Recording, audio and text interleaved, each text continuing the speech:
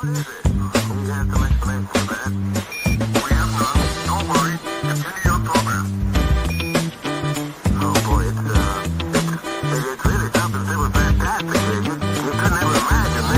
to Planet Pluto.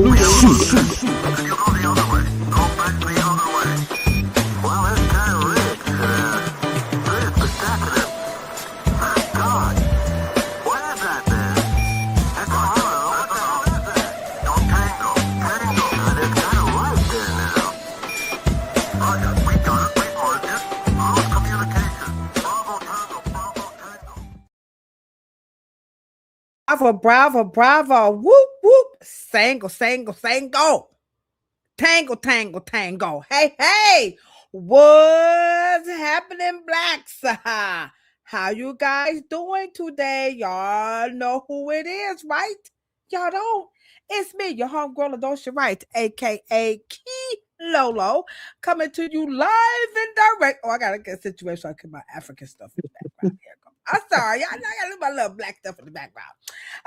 From Cleveland, Ohio, because the snow is coming real soon, but it ain't here today. So don't worry. Dosha vision ain't blurry. It's okay. It's okay. It ain't got here yet. But over there, y'all know who it is, right? It's the one and only Cheryl Morrow, aka the Hair Oracle. Yes, yes, yes, yes, yes. And boy, are we excited. We are very excited because we are officially 114 episodes here on planet Pluto Pseudo. And tonight is a very special one. It's about that's right, the art of combing Afro hair, brought to you by none other than My Comb Black Owned. All right. So y'all better get ready because it's going down this evening. Now, this is note-taking time. So we're going to learn so much tonight. We're going to learn about the My Comb Black Owned initiative. And of course, we're going to learn about the art of combing Afro hair. And we have a slideshow presentation. I still got some clips because y'all know I got to be y'all know Key Lolo. Y'all know now. Come on now, dog. Come on now, man. It's about to be cold, so I got to act a cold-blooded food up in here tonight. I hope you guys are ready for this podcast because it's going down. Now, in case you guys are wondering, what is this podcast? Now, remember, this is Planet Pluto Pseudo. This podcast is specifically for the hair care professionals, nails, skin, natural hair stylists, and of course, where my hair nerds at? Come on, hair nerds. Hashtag hair nerds. Where y'all at in the chat? Where y'all at? Where my fellow hair nerds at? Okay. So if you are a hair care junkie, aficionado, whatever you want to call yourself, then this is the podcast for you. This is America's favorite podcast about Afro hair, and we have two of them. On Mondays, it's the dumbest shit that people say about black hair. That's for the consumer. And then tonight is Planet Pluto Pseudo. And this one, there go my hair nerds. They coming through, Cheryl. They coming out though. Cheryl got her hair nerd style. Look at that hair nerd hairstyle. Y'all look at that. She got a little crown up. That's a knowledge knot. How many knowledge knots you got? Oh, 3 or 4. Y'all probably don't know. Oh, that's so pretty. Look at that. Now that's a real hair nerd hairstyle. Okay. Notice we have our hair nerd glasses on. Real hair. I don't care if they fake frames. It don't matter to us. Hair nerds do wear glasses a lot. Sunglasses, it don't matter. Chanel, it don't matter. Dollar store. I got where my dollar store glasses at. Hold on, Kay. I be trying to keep up with Cheryl. I got my dollar store. Oh, wait a minute. Hold on. I ain't gonna let Cheryl outdo me. Sure, I ain't thinking about her. I got green on, right? Check it out. I was ready for it.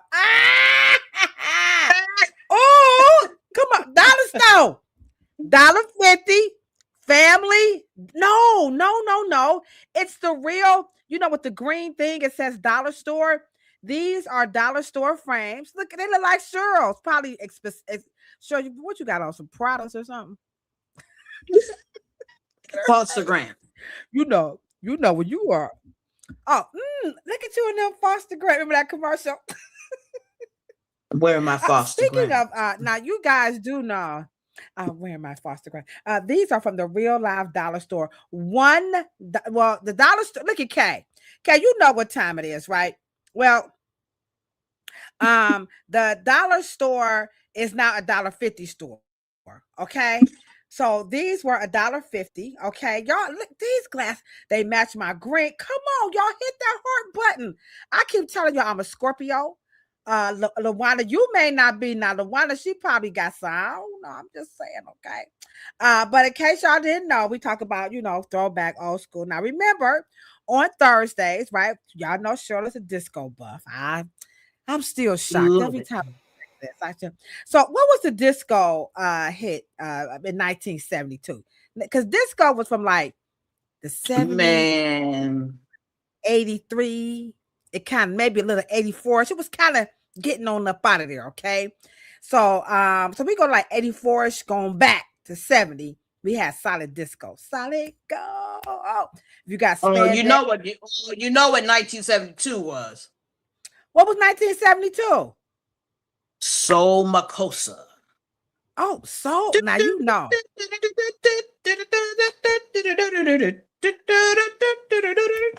Come on. Watch out, okay? Come on down that soul train line. Okay, so this was the hit back in 1972. Now, if anybody complain about my singing, I'm gonna tell y'all right now. Let me get my mic right. I'm gonna act like I'm at the piano. Okay, I might need some better glasses on, or maybe a pick or something, but I'm gonna try it. You ready, Cheryl? 1972. I got it right here. Y'all ready? Look at Kay. Get it, Kay. Come on down that soul train line. Y'all draw some dancing emojis. So this one is for y'all little boo thing. All right, you ready, Cheryl? Mm-hmm. The first time ever I saw your face. Rest in peace, Roberta Flack. Is it true she made that for Jesse Jackson? I gotta look that up. It was hold on.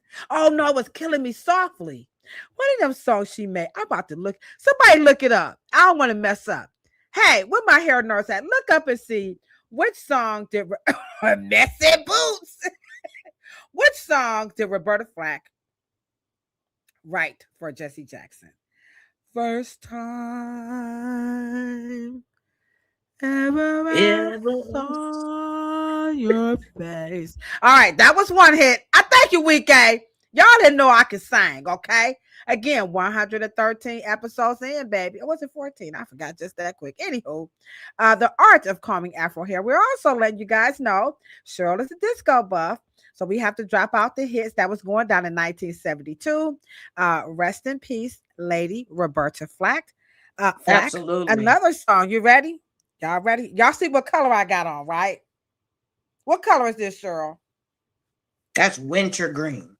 Green. Okay. Whose last name is Green was rocking it out? Al Green. Oh, come on.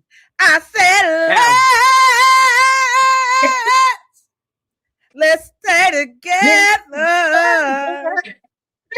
Loving you weather. Say weather. Again. Good. Come on now, hit that like button, because tonight I got my Al Green on. I got my black mic for Roberta Flack. I know her last name ain't Black, but Black Flack. Okay. I'm sorry, right. No white people jamming in the 70s. Oh, we gotta find some white people. Hell yeah. Hold on, wait a minute. Hold on. That's what I'm looking it up. Oh, okay. American Pie. Hold on. Let me see. Okay. Everybody keep coming up. Aha! I got you. Okay. Oh, I live in the desert with the horse for no name. All right. Come on. That was a good one. All right. The Candyman. The Candyman can. Y'all remember the Candyman? We used to sell that candy. Who sung that? Sammy Davis Jr. How many people? Come on now. What if you was born in the 60s, you grew up in the 70s? How many of y'all went and got the candy so y'all could sell it and y'all ate it up? Come on, y'all hit that thumbs up button. Come on, let's get this chat going. We about to talk about the art of combing Afro hair. I want to know. Come on. What's up, Hair Locks? What's up, Al Mays? We got the Al Green, the king of lock. Hey, we got Kafele. Don't forget, it's going down February 15th, 16th. African Intelligence, the world's first virtual hair show. Hey, Kafele, I'm saying that like I'm in it. What's up, Fatima? I forgot. I left my another. Oh, shoot. I was going to say, Jamo Enga. I was going to say it and Get your wall off together. Hold on. Get your wall off together. It's Jama Enga. Okay, Fatima, give me together. Jama Enga. I done messed up. Jama Gay Sa. Okay, I think I messed that up. I'm sorry, Fatima. She like, Ladosha, what is you doing? It's Lee Gear. Okay, I'm gonna get my wool off together. I should have brought my notebook, but I'm stay ready, ain't gotta get ready. All right. That's you right. was born in the late 70s. Well, in the late 70s, I'm telling you right now, you missed it. Sorry, but yeah, we used to Eleanor, you might be a little bit too young. But yeah, our parents, you can sell candy. The candy man can, make the world, something like that. Okay, who can make this? All right, so we would get the candy and eat it up, and our parents would still have to pay for it. Big time. Like, yeah. You better not bring that candy home. No, you better not do that. It was Katie Dids. I'm telling y'all, it was Katie Dids. Ooh, we used to Katie Ooh, in that canister. Oh my God. Say, hey, Sammy Davis Jr. made them for. I wonder did he get me stocking of Katie Dids. Now you can buy Katie Dids in the dollar store. I know y'all like don't say the dollar store. I will not say really. Yes, I did. Yes, you can buy Katie Dids in the store now. Okay, 80s baby. Oh, 80s babies, 90s rage. Oh, y'all missed it. Okay, I don't know what the song. Let me see right quick before we get into the topic. We got these 80s babies in here. Jesus Christ. Okay, y'all parents should have been doing it a little bit earlier. I'm just saying. Okay, what was the hit in 1995, 98? So she said in the 90s. Let's go 98. No, 1998 was some good stuff. She said she was raised in the 80s and the 90s raised. So she was born in the 80s and 90s raised. So let's see. What was the 98 hit? 1998. Oh my God, it was Celine Dion. Yeah, I can't sing that. Also Brandy, The Boy Is Mine. Okay, I don't know these songs by heart. I'm sorry. Shania Twain. They got Deborah Cox. Nobody's supposed to be here. Okay, You're Still the One. I don't know any of these songs. Truly, yes, you do. Good Lord. Casey and JoJo, All My Life, Aaliyah. Get jiggy with it. Hold on. Get jiggy with it. Okay, getting jiggy with it. Nah. I know one song. Now this is Google telling me what the hits was, and I'm Jesus. Too Close. Next. Oh yeah, okay. Next, I think I already know that song. Shania Twain. I don't even know. Anybody know Shania Twain? I don't know Shania Twain. I like that name though. Savage Garden. Of course we do. Know Shania Twain. What? Hey, she all right, Shania. I think she okay. The Goo Goo Dolls. All right. Okay. So there we have it. Thriller Kid. Oh shoot now. All right. Okay. So and wait a minute. And how can you miss the woman of the 90s? Who was the woman of the 90s? Lauryn Hill. Oh shoot, girl! You better watch out. The guys are only about that thing. No, I will not be quitting my hairstylist job. Y'all can hit the thumbs down button. I ain't gonna get upset, Eleanor. All right, where Coco Whitaker at? The shout out. She got the trivia. Coco, I hope you coming back through Coco Whitaker because she be with her little smart ass. But I tell you, I bet she fine too. Okay, the Miseducated Barber. We dedicating the Miseducational Lauryn Hill album to you over here on Instagram. Fatima, tell me how to say good morning in Wolof because I'm messing it up. Okay. If it's my teacher. Oh, I'm so embarrassed. Oh my gosh. It's my teacher over on Instagram who's teaching me Wolof. I left my notes upstairs. I'm so embarrassed. But I'm going to get it together, Fafa. When you come back, she's like, oh my gosh. I'm sorry, y'all. But Fatima, the M, that's my Wolof teacher in the chat over here on Instagram. I am learning to speak Wolof. I know y'all don't believe that, but I truly am. Like, I did pretty good on Sunday morning. And you okay? you ain't doing a good job. I know. Okay. I'm gonna get it together. I'm gonna have my notes. Okay. They said we babies. All right, let's get ready. Cheryl, you ready? Is it Nagada? Are you guys? Nagada? R. Kelly. Oh yeah, ABC, TLC, SWV. Girl, you better get me together. Hold on, girl. What was I thinking? I don't That's see right. nothing wrong, baby. Kitty girl. Oh, wrong song. ABC. At the playground. Hold on. TLC. I get so weak. That's SWV. Yeah, the 90s did. I got all my songs. I hit them all up. SWV. SWV was on point. I used to have my long nails like Coco, That's when I used to be real cute. No comment. Anyhow. All right. Sure. You ready? I'm ready. Anybody else used to be fine? Sure, fine. She's 2000. Sure, still fine. Shit. I'm still wearing a girdle. What the hell? I don't even know that. Okay, she from Miami, the 2 Live Crew. Big booty hoes! Hump with it! Me so honey. All right, 2 Live Crew. Eleanor, I know you're from Miami. All right, let's hop into it. It is time. Everybody, let's get ready to comb. We're going to hop into the topic today, the art of combing Afro hair. This is brought. I'm sorry, I'm a little bit excited after singing 2 Live Crew. Hump with it. By the My Comb Black Owned Initiative. So with that being said, Cheryl, share with everybody what is My Comb Black Owned, and then I'll share with them how we came up with this topic. 114th episode, the art of combing Afro hair. So take it away. What is the My Comb Black Owned Initiative? It's actually a concept that we did in 2025, but we thought 2026 was much more appropriate because 2006 marks the 60th year of the Afro comb commerce in North America.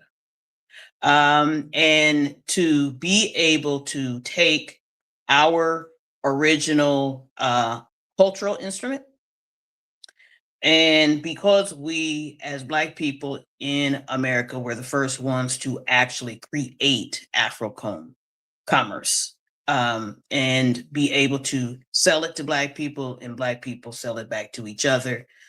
And we want to regenerate that again. And through My Comb Black Owned, because I have the manufacturing capabilities of Mr. Merle's original 1964, 1965, and all of his original hardware of the original era of the Afro natural movement, which that is what it was called then. And it all came out of Mr. Merle's love for commerce, entrepreneurship, design, manufacturing, and to be able to give it to us, for us to be able to sell it in our barbershops. Obviously, the barbershop was heavy with Afro sheen and all of the movement of what the Afro hairstyle, and selling everything we needed. Okay. Then the Afro combs that you guys see today that are manufactured out of China, those were late 70s. I would probably say not late 70s, but the start of 1973, 74, 75, right before the curl hit. And those are not native to our commerce. The Afro Tea series is what is original to the Afro comb movement. Be right in the middle of the civil rights movement is when Dr. Merle would fashion them into wood, from wood, okay, to injection mold. And he did that from 1964 till about 1973. And then he evolved into the Easy Teas, which was the other combs.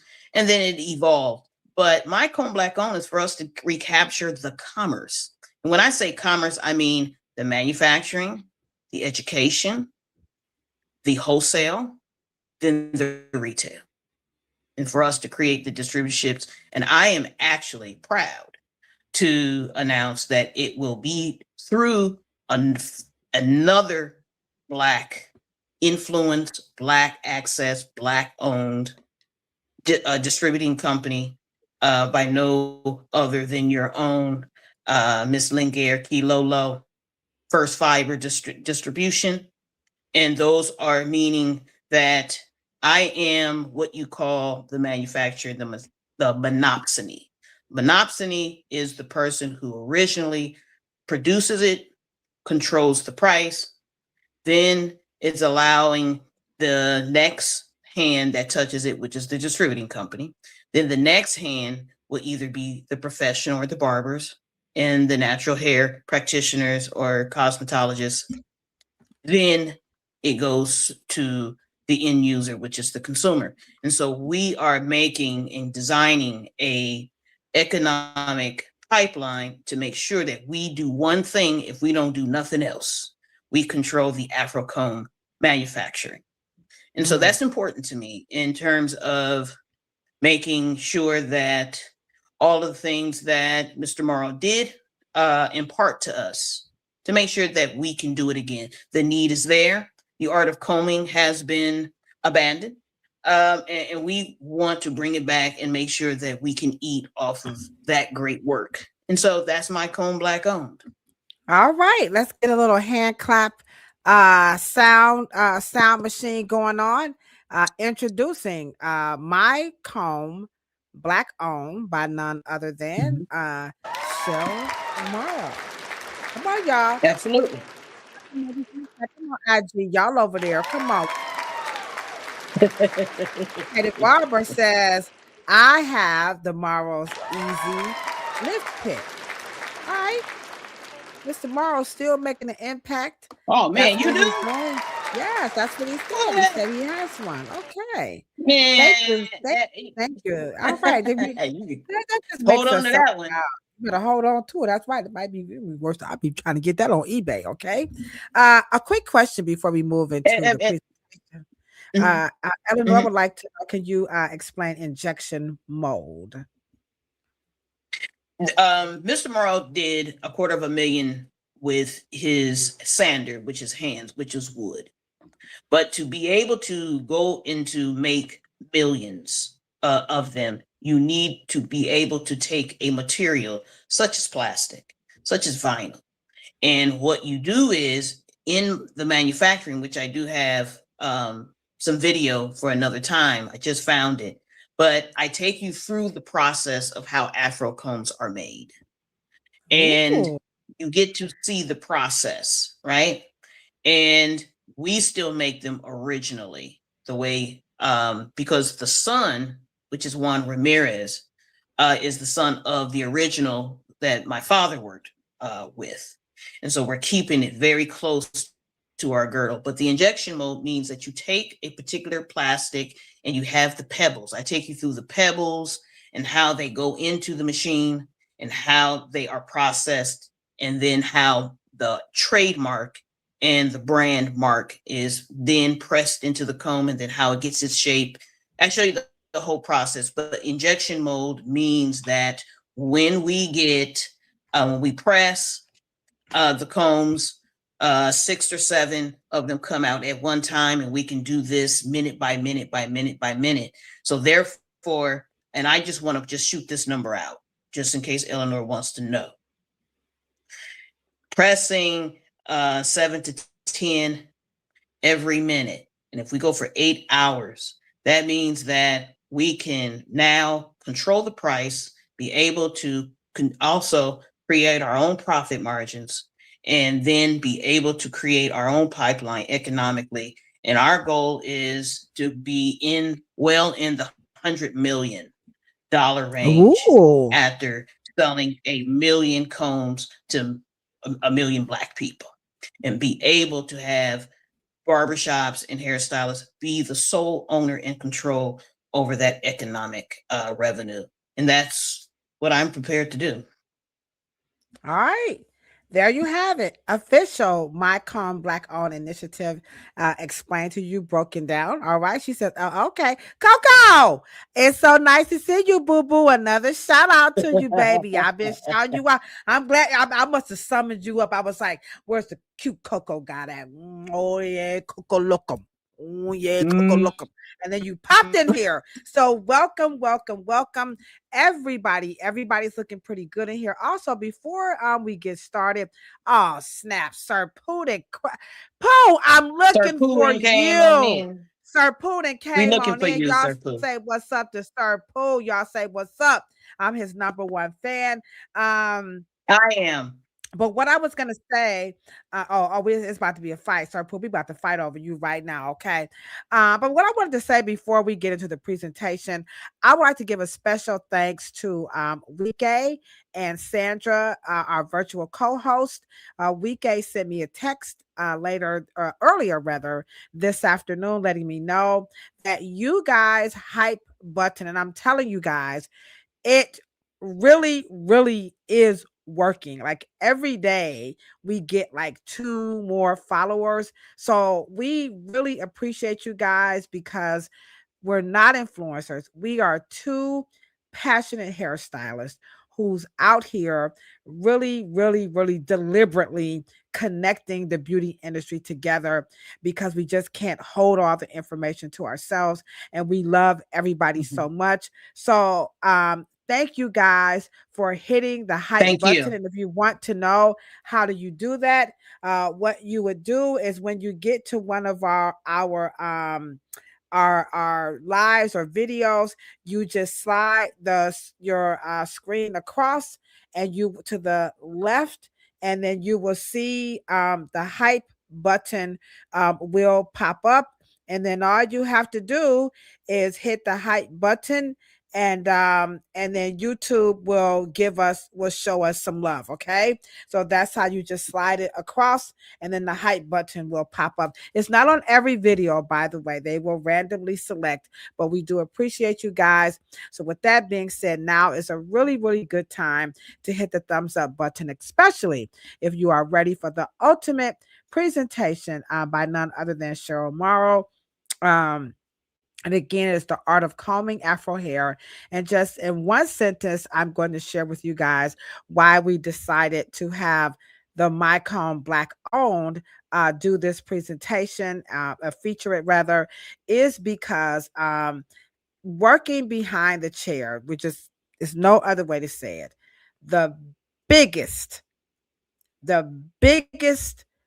challenge, problem or obstacle and opportunity that people are having with their Afro textured hair is combing or lack thereof.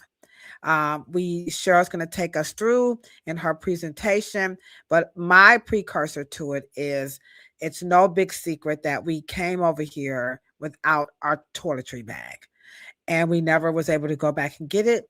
And as Cheryl would say, we're not acculturating, we're not appropriating, we are adapting. What we are doing. And so I hope you guys will enjoy the presentation, and Cheryl will let me know when to pause and take questions. But everybody get ready for something wonderful and new. So I present to you the art of combing Afro hair. So let me just add this to the stage. And Cheryl and I were just going to be at the bottom down here. Let's see, will it let me still? Oh, it will let me do the slide. Oh, okay. All right, here we go. Let's go, Cheryl. Let me just get my little thing going here. All right. By the way, a lot of people may not know, but that is Dr. Morrow here with the pick in his hand, and there are some government officials in the back there looking like, ooh, he can go. And then this cutie pie sitting here in the chair. Okay, so Cheryl, let's take it away with the second one. Okay, go ahead, go back. Go back. The art and sciences of combing, and I want you guys to realize when you hear people say that, they'll say the art and then they'll say the science, right?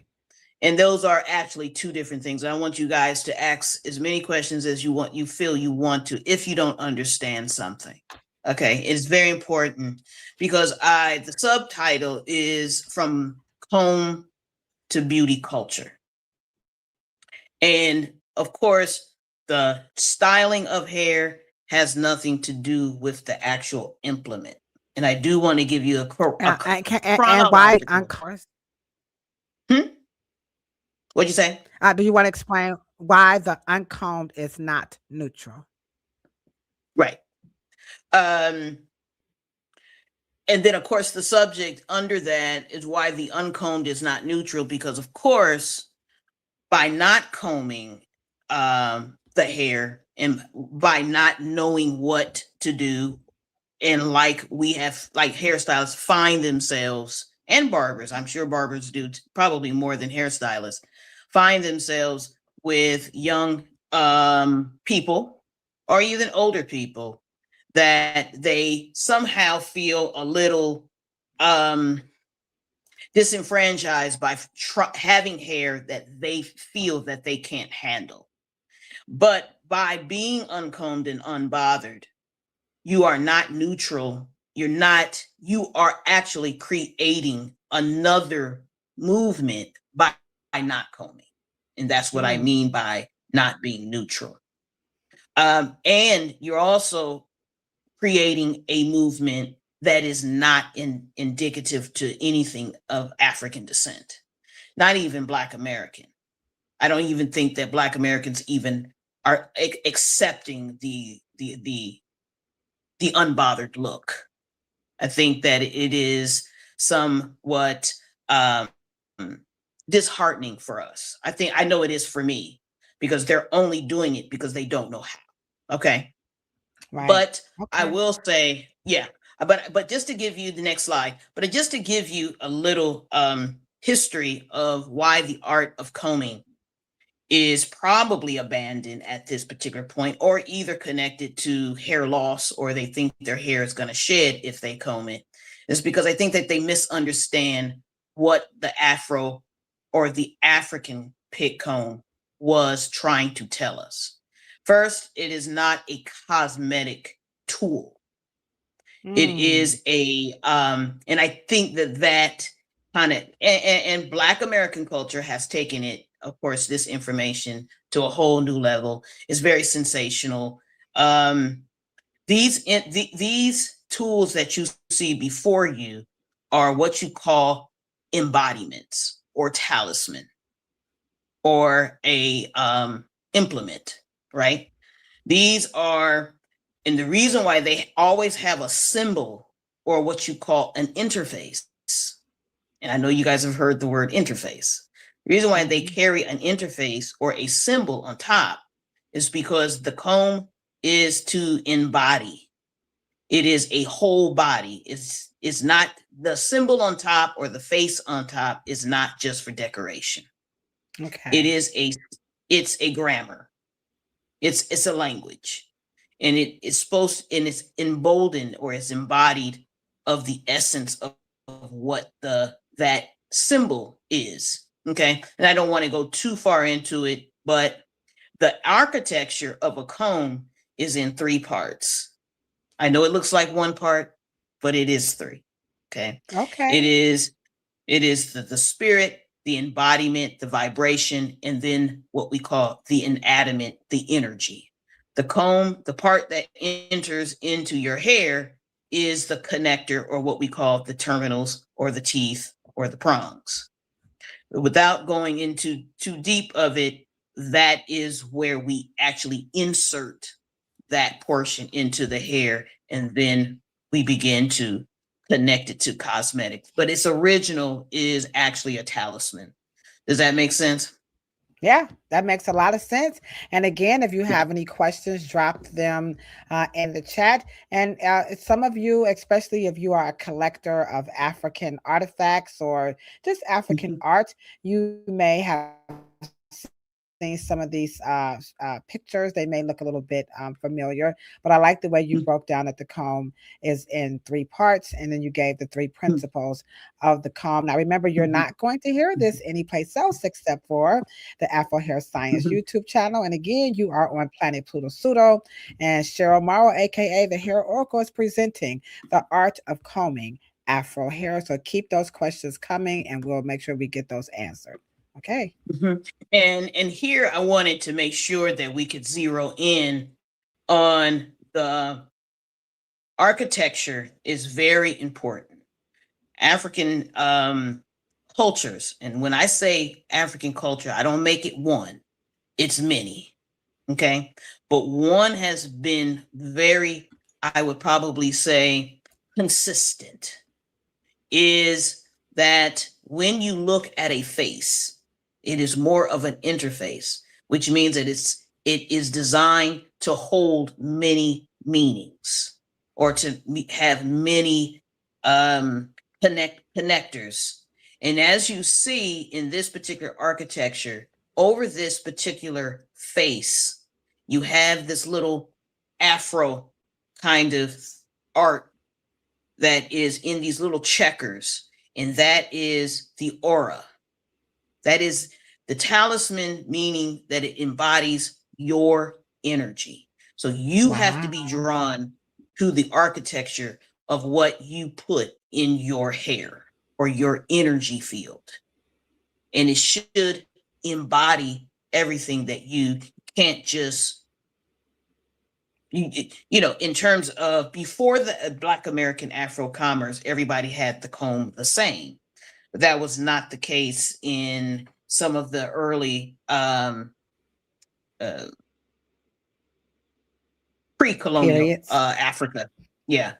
And so this one is, all of these combs, of course, are in my father's collection. He has many. And when you have to organize them and make sure that you keep them, you just, sometimes I would say, damn, Dad, come on now. I mean, they're a lot. And so I appreciate them, and I try to make sure that I preserve them and preserve the wood. And so that was just one picture that struck me, because it has a lot of symbolism on this particular talisman, or AKA comb, as you guys would know it. Okay. Okay. All right. There we go.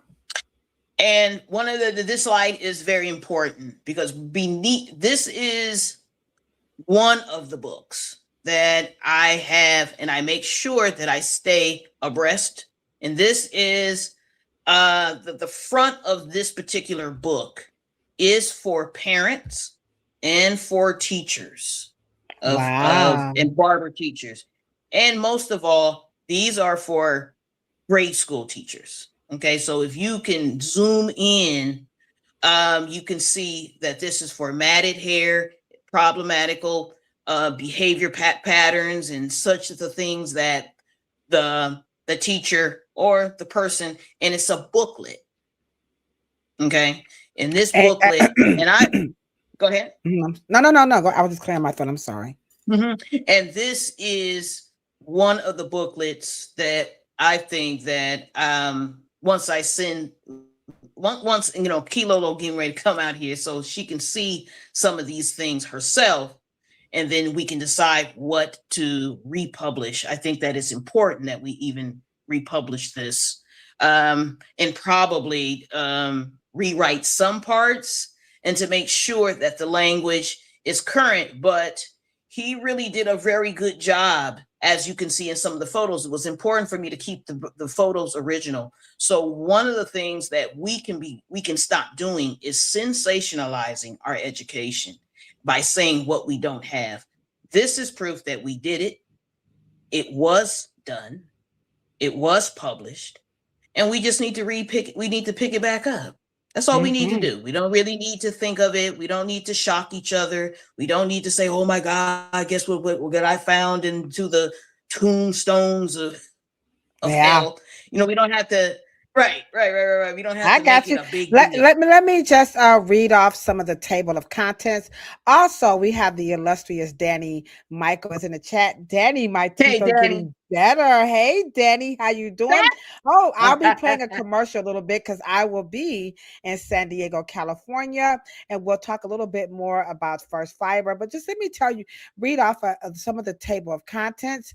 There's an introduction: curly hair, matted hair, shaping, shampooing, understanding the permanent, damaged hair, healthy hair, fine hair, manageable hair, daily hair needs, and removal. And this is just a little bit to highlight of what Dr. Morrow wrote about. So there you guys have it. Again, any questions, drop them in the chat. Here we go. Ooh. Okay. And so, and here, one of the things that, and you guys will see this gentleman. There's a white gentleman in the lower right corner. I got Lower my mouse corner. moving. I'm hovering over him now. Right. And he was the one that was assigned to Mr. Morrow at the Department of Defense, which is now Department of War, which is dumb. But anyway, but this was his handler, so to speak. And here is literally Mr. Morrow literally has inserted a Afro pick, his Afro pick, into the hair of how not to comb. It's very key. And Mr. Morrow actually was so. And to the point where I don't think my father was allowed to comb my hair. I don't think my dad was my mom made sure that he stayed away from our hair, but I got it. But combing hair was sacred to him. Literally. There had to be a method of the teeth entering, and he is teaching, and it's very important that we see receipts, not just talk about it, because I want my people to understand that it happened. It did happen. And Yes. these are the pictures. Go ahead. No, I just wanted to jump in that this is our role as professionals. And I know for me, when I entered into this career, these were the things that I could see again from a social science perspective, was just the lack of knowing and understanding how to do it, and the belief that because you were Black, you already knew how to do it. And it Yes. wasn't until when everybody, like I said, when I would visit the homes, right? And everybody would go over my hair. And I just was like, what's wrong with y'all? Like, damn, it's just some hair. And actually it was a Puerto Rican girl who actually kind of, let me know by responding. That's easy for you to say because you have what you need, and I couldn't understand that. I just took for granted that everybody, had a comb. I took for granted that everybody knew how to comb their hair. And boy, was I wrong. So let's keep it going. And again, drop your questions in the chat. Did you want me to go to the next slide, Cheryl?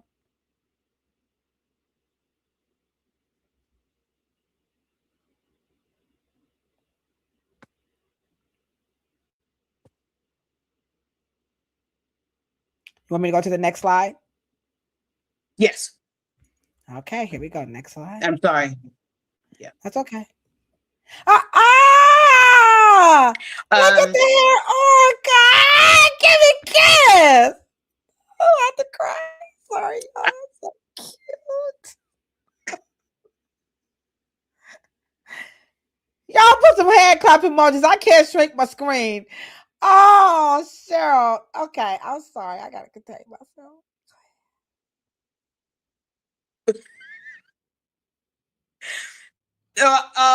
And this particular, I wanted to make sure, because of course, authenticating and understanding how sacred this teaching and these things are to me, is because, of course, not being in school yet. I don't think I was in school yet, but this is very personal to me.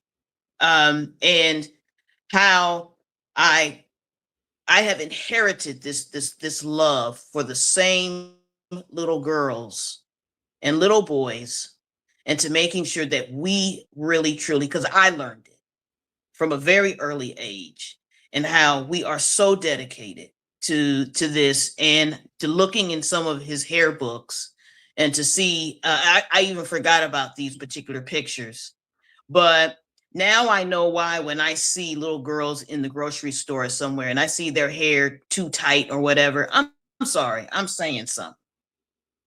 And I want, because I was allowed to have the best hair experience while growing up. And I want us to be able to do the same for every Black boy and Black girl that we can.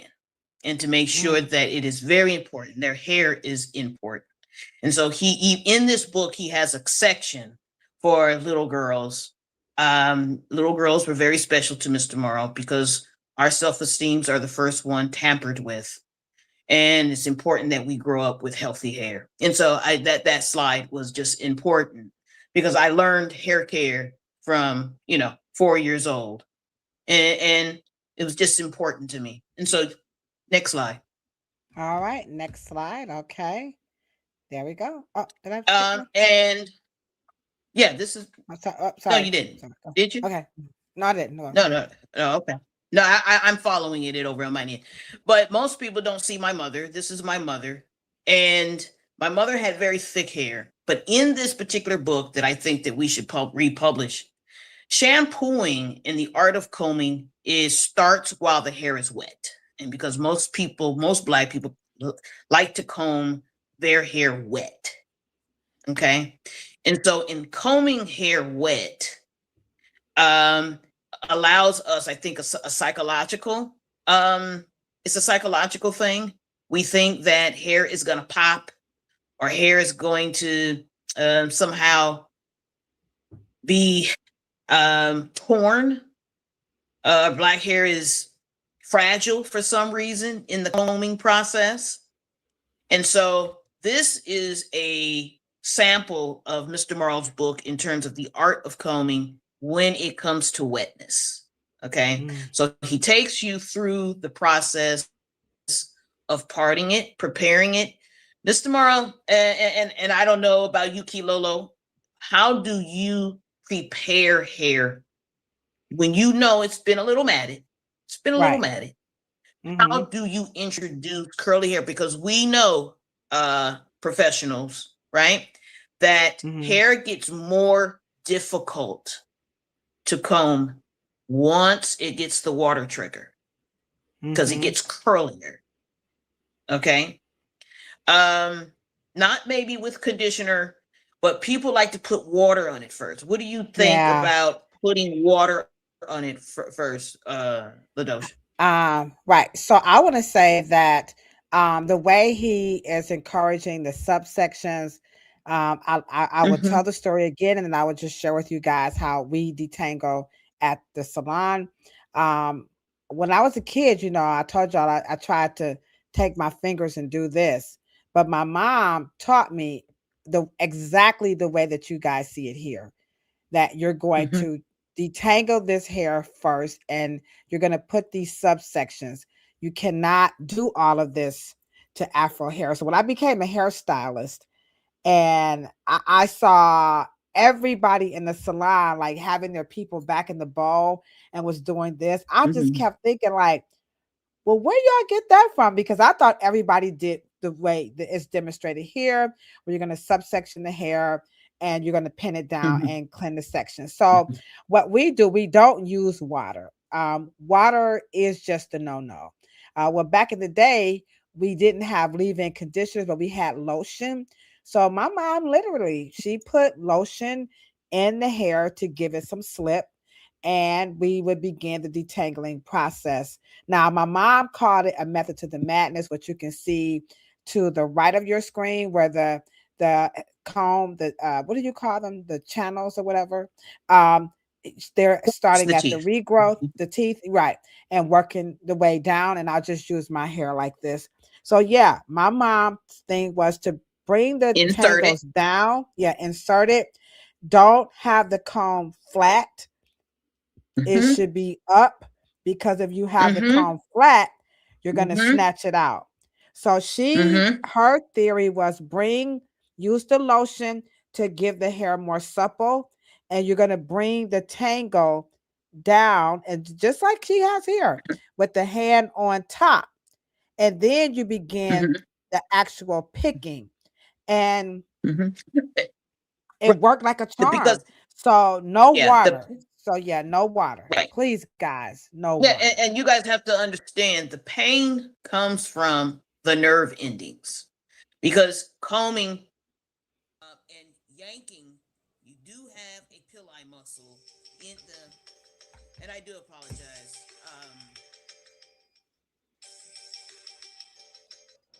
She popular, y'all. She popular, y'all.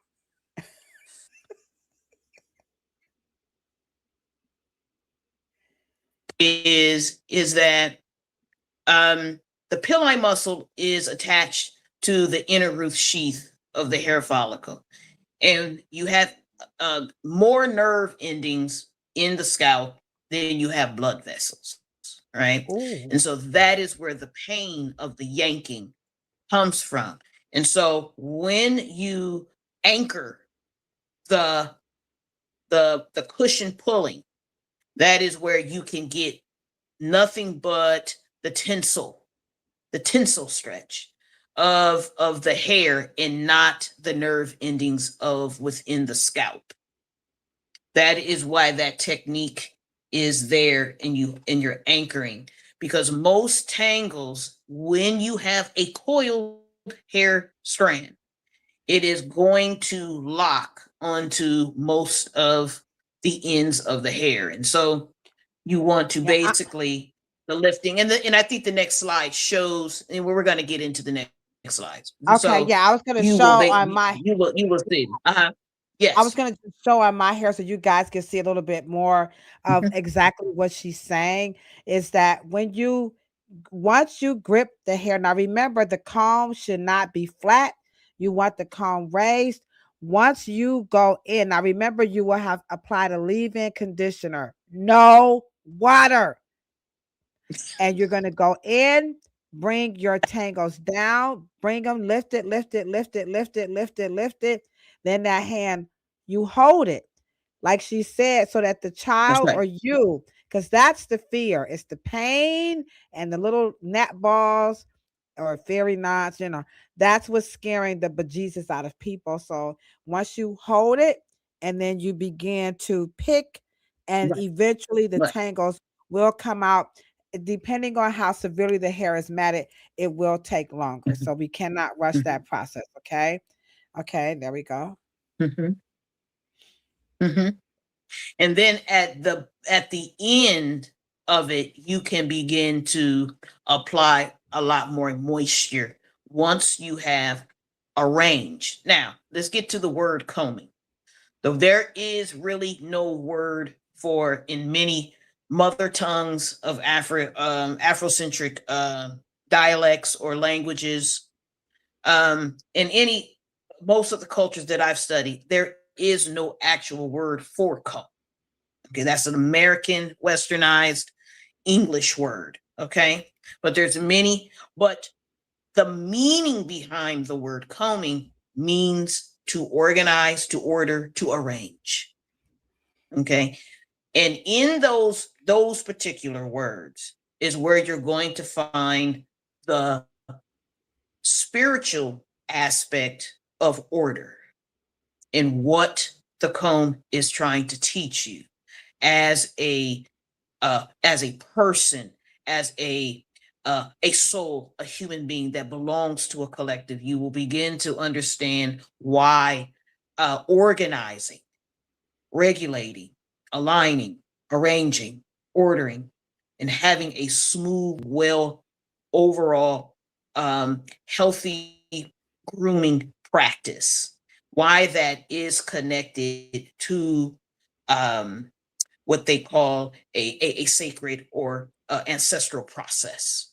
Okay, because it means that the other aspects of your life are just as ordered and regulated and organized. Okay, and so at that point, my mother for a very long time had extremely thick hair.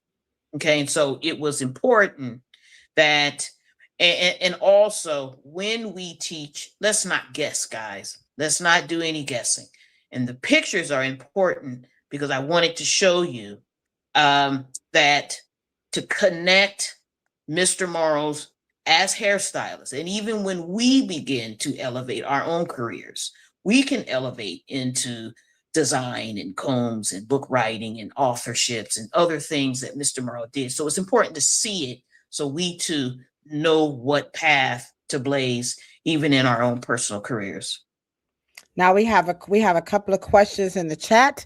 So the one of the questions has to do with why can we not use wide tooth combs? Now this, I'm now remember the experiences that I'm sharing with you guys is solely for RDT hair salon. I'm not speaking of the entire beauty industry. But when I tell you the number one reason that we lose customers at the salon, the number one reason we lose a customer at the salon is because they refuse to comb their hair. And when we tell them that you cannot use the wide tooth comb, it's like something about the wide tooth comb in their mind renders two things: one, less hair coming out, and two, of course, no pain. So, what's wrong with this comb? And can we share with them? And I do have quite a few combs, so we could tell them what combs are used for. But this is the one that everybody this is the go-to. I have one that's with wider teeth, but you guys see them, so I don't have to keep holding all this stuff up. But what's wrong with the wide tooth comb, Cheryl? Why can't we use the wide tooth comb? The wider the teeth, the less the order. The wider the teeth, the less comb out you get. The wider the teeth is an illusion. Now, I know maybe the wider teeth may psychologically make sense to you, right? The wider, because you are so worried about the feel of it, and because no one has physically ever told you that combing makes hair come out. No one's ever told you that. The comb releases hair that is supposed to come out. Let's say that again. Combing does not make hair come out. Black people's hair is not that fragile. Okay. It's not that fragile. Okay. Now, the art of not combing, the unbothered, unkempt, uncombed look comes out of fear. And it comes out of a generation of conversation and advisory that is not based on hair care. It is based out of trying to socially be acceptable with the birth hair that grows out of your head. It is trying to overcompensate and attaching comb to cosmetology, comb to cosmetics, combing, arranging, manipulation. Combing is tribal and ancestral and ancestral and hygienic and grooming. The combing that is fear-based is based on socialism. That is another type of movement. That's another feature of the natural hair movement that is fear-based, or it's European in some way, or it's. And can I just add a little bit? It's also escapism. Because I think the combing, I'm trying not to cookie cut. I don't want to make it a broad brushstroke, because this is one of Yeah. those conversations that we have to have with each other. So the Yeah. escapism is coming from, and I'm just going to go back to Joyce DeGrue's post-traumatic slave syndrome, where if you looked good, right, you got sold. Mhm.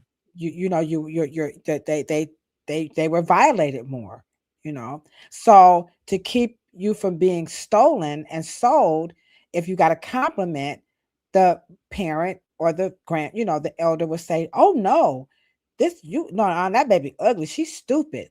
And so when it comes to hair, we see Mhm. some of these behaviors, they trickle down, even though we're hundreds of years removed from that, we still see that. So combing the hair was kind of associated with conceitedness, um, uh, class, bougie, Yeah, yeah, highfalutin.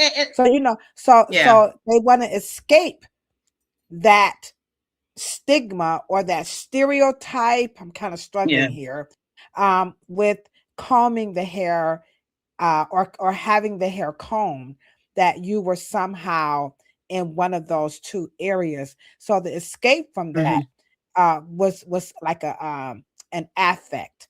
So when we see, because I know in social work, the number one, like well, not the number one, aside from like Mhm. physical abuse, so you would get a call, the agencies were often called because the child's hair was unkempt.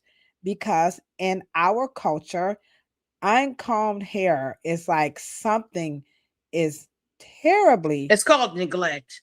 Yeah, it's called okay. neglect. Let's just put it on out there. Let me just say this. Okay. And one of the things that is difficult for hairstylists and has been difficult for me and you, Ladosha, is all of the philosophical theories, such as Miss Joyce's, and that ugly, because in the European colonizer mind, the uglier, the better, the stronger, the more enduring. It had nothing, and sometimes we get, and I know that we're trying to put a behavior, a philosophy, or something behind the behavior. But once we put it into neglect, because that's what it basically is, because when you ask these particular people or young people or people who find it difficult to comb, they're very embarrassed about when you ask them, oh, when's the last time you combed it? Or do you need me to teach you to comb it because you have gorgeous hair? They are very off put Oh, because, very. of course, there is a fear of either going to lose it. And let me just say this: I had, and before I even came back home, I was a cosmetic trichologist, and I had a practice. And there are Black women, especially, but Black boys too, and in the younger, it's not a lot of older men, but it's a lot of younger boys. They have a fear of losing the hair, and it's not Well, reality, Danny but Michael there is there in the is chat a saying, cycle. Mhm. he's saying, could some of this be superstition? Could that be? And that is true. We have a lot of superstitions around no more than two people on my head. If you drop the hair on the floor, don't use my hair for other things. Absolutely. There's a Mhm. lot of a lot of superstitions around hair. So I would agree. Absolutely. And I think that once you go into, because you have to talk to us, right? And because we are also trying to stop the shock and sensational education, and stop just saying things online to just go make them go, oh my God, or like just really outlandish stuff, is to talk to them, because at the end of the day, there is what we call a beauty process. And once a child is connected to the beauty process early, they are more likely to not be susceptible to all of the their grooming beauty process is well intact after the age of 13, 14, 15. And they are Okay. very rooted in their techniques and methods. They understand what they have to do. And so they have a very good foundation there. So, Okay. but Next slide. nonetheless, yeah. I'll keep going. Nonetheless, I'm just going to go to the next slide. Yeah. And Mr. Merle tried to give you exactly what happens when you go in with the water and the shampoo. It becomes a little more drawn. It wants to go very tight towards the scalp. And he has a European traditional comb in the upper left corner. And by the way, and one of the reasons why that there you go. I was trying to have as many, and this is when I was in Africa when I discovered. That's that oh my comb, gosh, and that. Yeah. That's that comb right there, that gold comb. And Black people seem to think that the base of the comb is what really pulls the hair out and pull the comb towards and combs the hair out. No, so when it you is say the front base of the teeth. Okay, when you say base, do Yeah, you the mean spine. this? Yeah. Okay, so where the teeth, where the teeth stops, that's the spine of a comb. Right. And you notice that when he's pulling, the hair is lodged all the way to the spine. You have to keep the hair in the, like your mother said, you have to keep the hair within the teeth, not the back of the comb. You see that, guys? So when you do this, you're going to have problems. Anytime you take that comb, this is the art of combing Afro hair. After this, we're going to have you guys hit that thumbs up button because you guys are absolutely loving this. This is the wrong way. If the comb is flat, dude, you're in trouble. It has to be up. You're in trouble. It's got to be up. Okay, keep going, Cheryl. Sorry. Right? And so when you put soap and you have an alkaline or detergent in your shampoo and you mix it with water, that water tells hair to wind up, to curl more. So that is one of the reasons. Because water, and I don't know what triggered the question last night. We were on the phone. I think you asked me what was hydrogen water. A hydrogen atom tells hair to coil. Okay.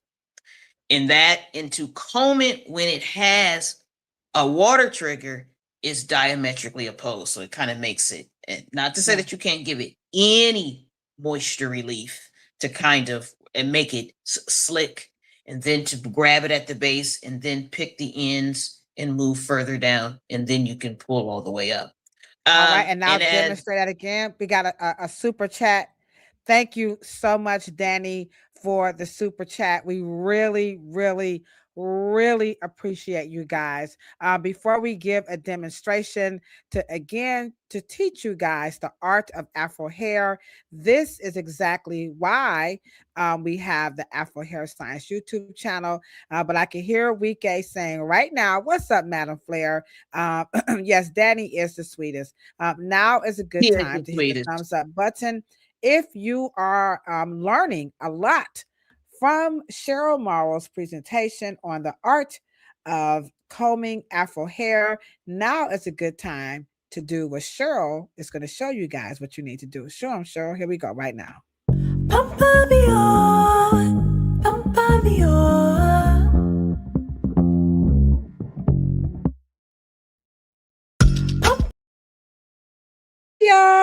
All right, we're talking about 114 episodes, and we're appreciating Danny's extreme generosity for Cheryl's wonderful education. And again, we are talking about the art that's our brother. combing Afro hair. Yes, Danny is definitely our brother. So what she's saying, guys, is again, I'll just demonstrate with the correct comb. And can you talk about why these short tooth combs? Oh, y'all, no. Now remember, back in the day, it was all we had. Okay, but before I do the demonstration again, can you? What's wrong with these short teeth on Afro hair? Mhm. Well, because one of the you see that the teeth has a pre-spine, right? It closes off. The shorter the teeth, the more you're going to, well, because of how we're taught, we want to insert the comb and gather more, as more hair as we can, because we really ain't trying to comb the shit in the first place. Let's just be honest. We're bringing no patience. We're bringing no time. We think it's an obligation. We think it's something we have to do. We're not Escapism. enjoying it at all. It's big time. Okay. It's something that, and let me just say this, and I'm going to ask a question in the chat. Do you think that you feel the same way about combing your hair as you do your nails? All right. Do you do your nails the same way you comb your hair? With the same attitude, the same want, the same need? Do you get the same payoff? Do you feel the same?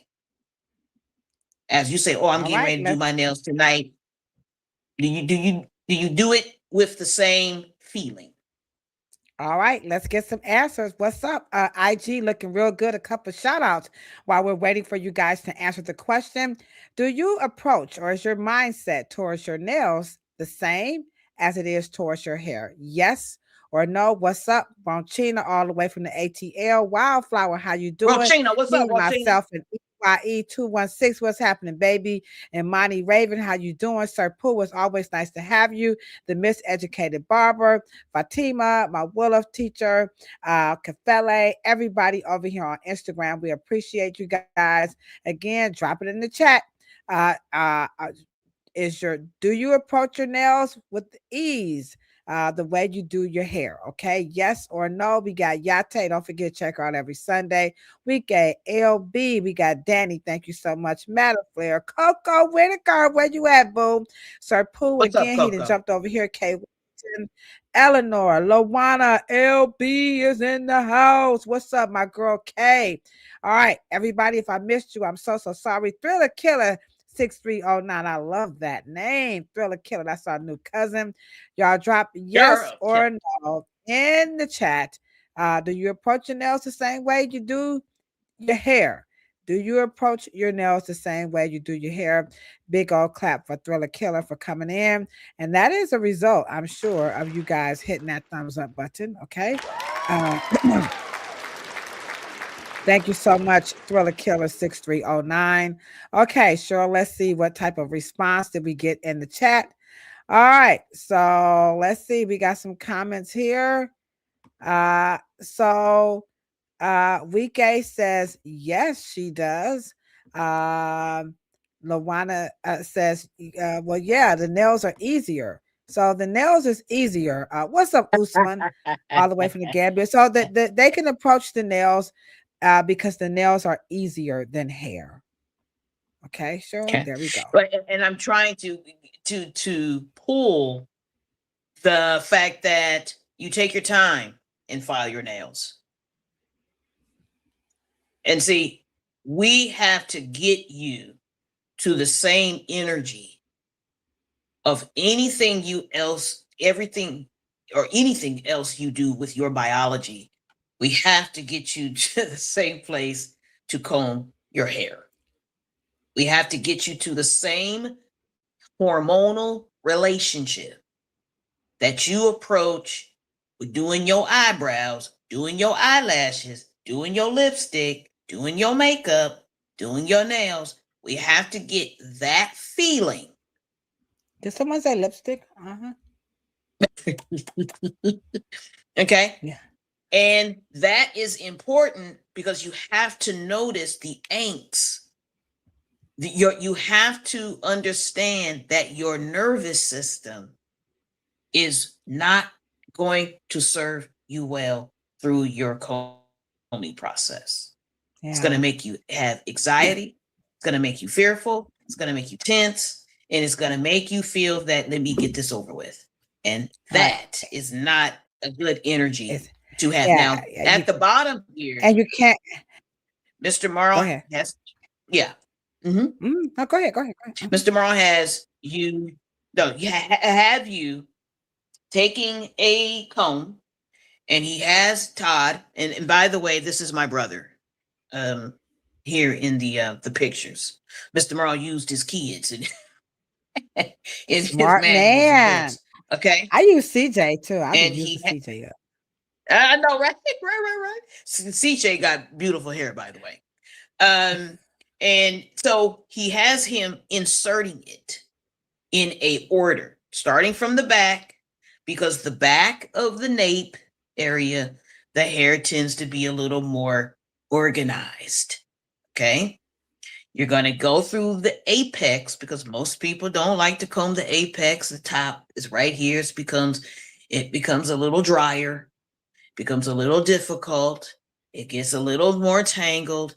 And this is where you need to take the time because this is the area where the skin is the thinnest. So you got to be a little more loved. You got to be a little more careful, a little more time. The back has a lot of supple scalp skin. And so we start in the back, but he has taught Todd how to place his hands and insert it. As you can see, my father's finger. Okay. Then the hair never goes back to the spine. It goes in, curve, and then the last photo there, and then out. Okay. Now, notice she said, motion. let me jump in. So I got to. Notice Go she ahead, says, jump in. when you put the pick in, you gotta come in. She said the spine go that way. When you lift it, you have to come all the way out. Not Right. this. Never to the spine. You know how y'all get here? Now let me take it out. And you get here, Daddy, where my barber's at? Where Come are on, my Daddy. We're barbers. hairstylists at? Come Come on, on. guys. Help us out. You have to take the pick. I got my little side over here. I gotta lift your that. pick. Okay, I got mine. Out. I gotta pick that out. I can't do this That's right. and then stop. So you have That's to, right. and I see a lot of stuff on there where they lifting and they're lifting. No, you're not lifting. Right. That's right. Exactly. You are inserting, tilt, and then out. Out. I got There's it. a technique the art, to it. Right? Exactly. The art of combing Afro hair. We told you guys, watch out for the spine on these combs. These are no-nos for Afro hair. No, and no water. Everybody in the chat, write it down in your notebook. Tell your baby mama, your nephew, stay away from that water. Okay. All right. Next slide. Now we're getting somewhere. Here we go. Oh, sorry. I went too fast.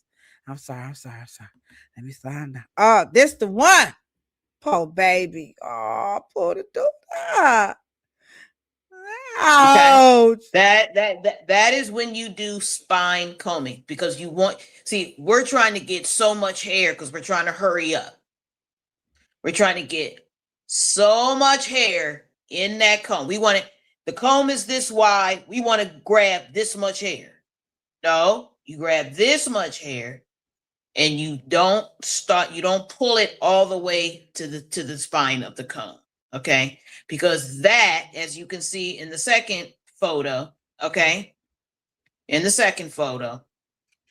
that even Mr. Morrow has took his Afro pick And when you pull that hair to that spine, never gonna work.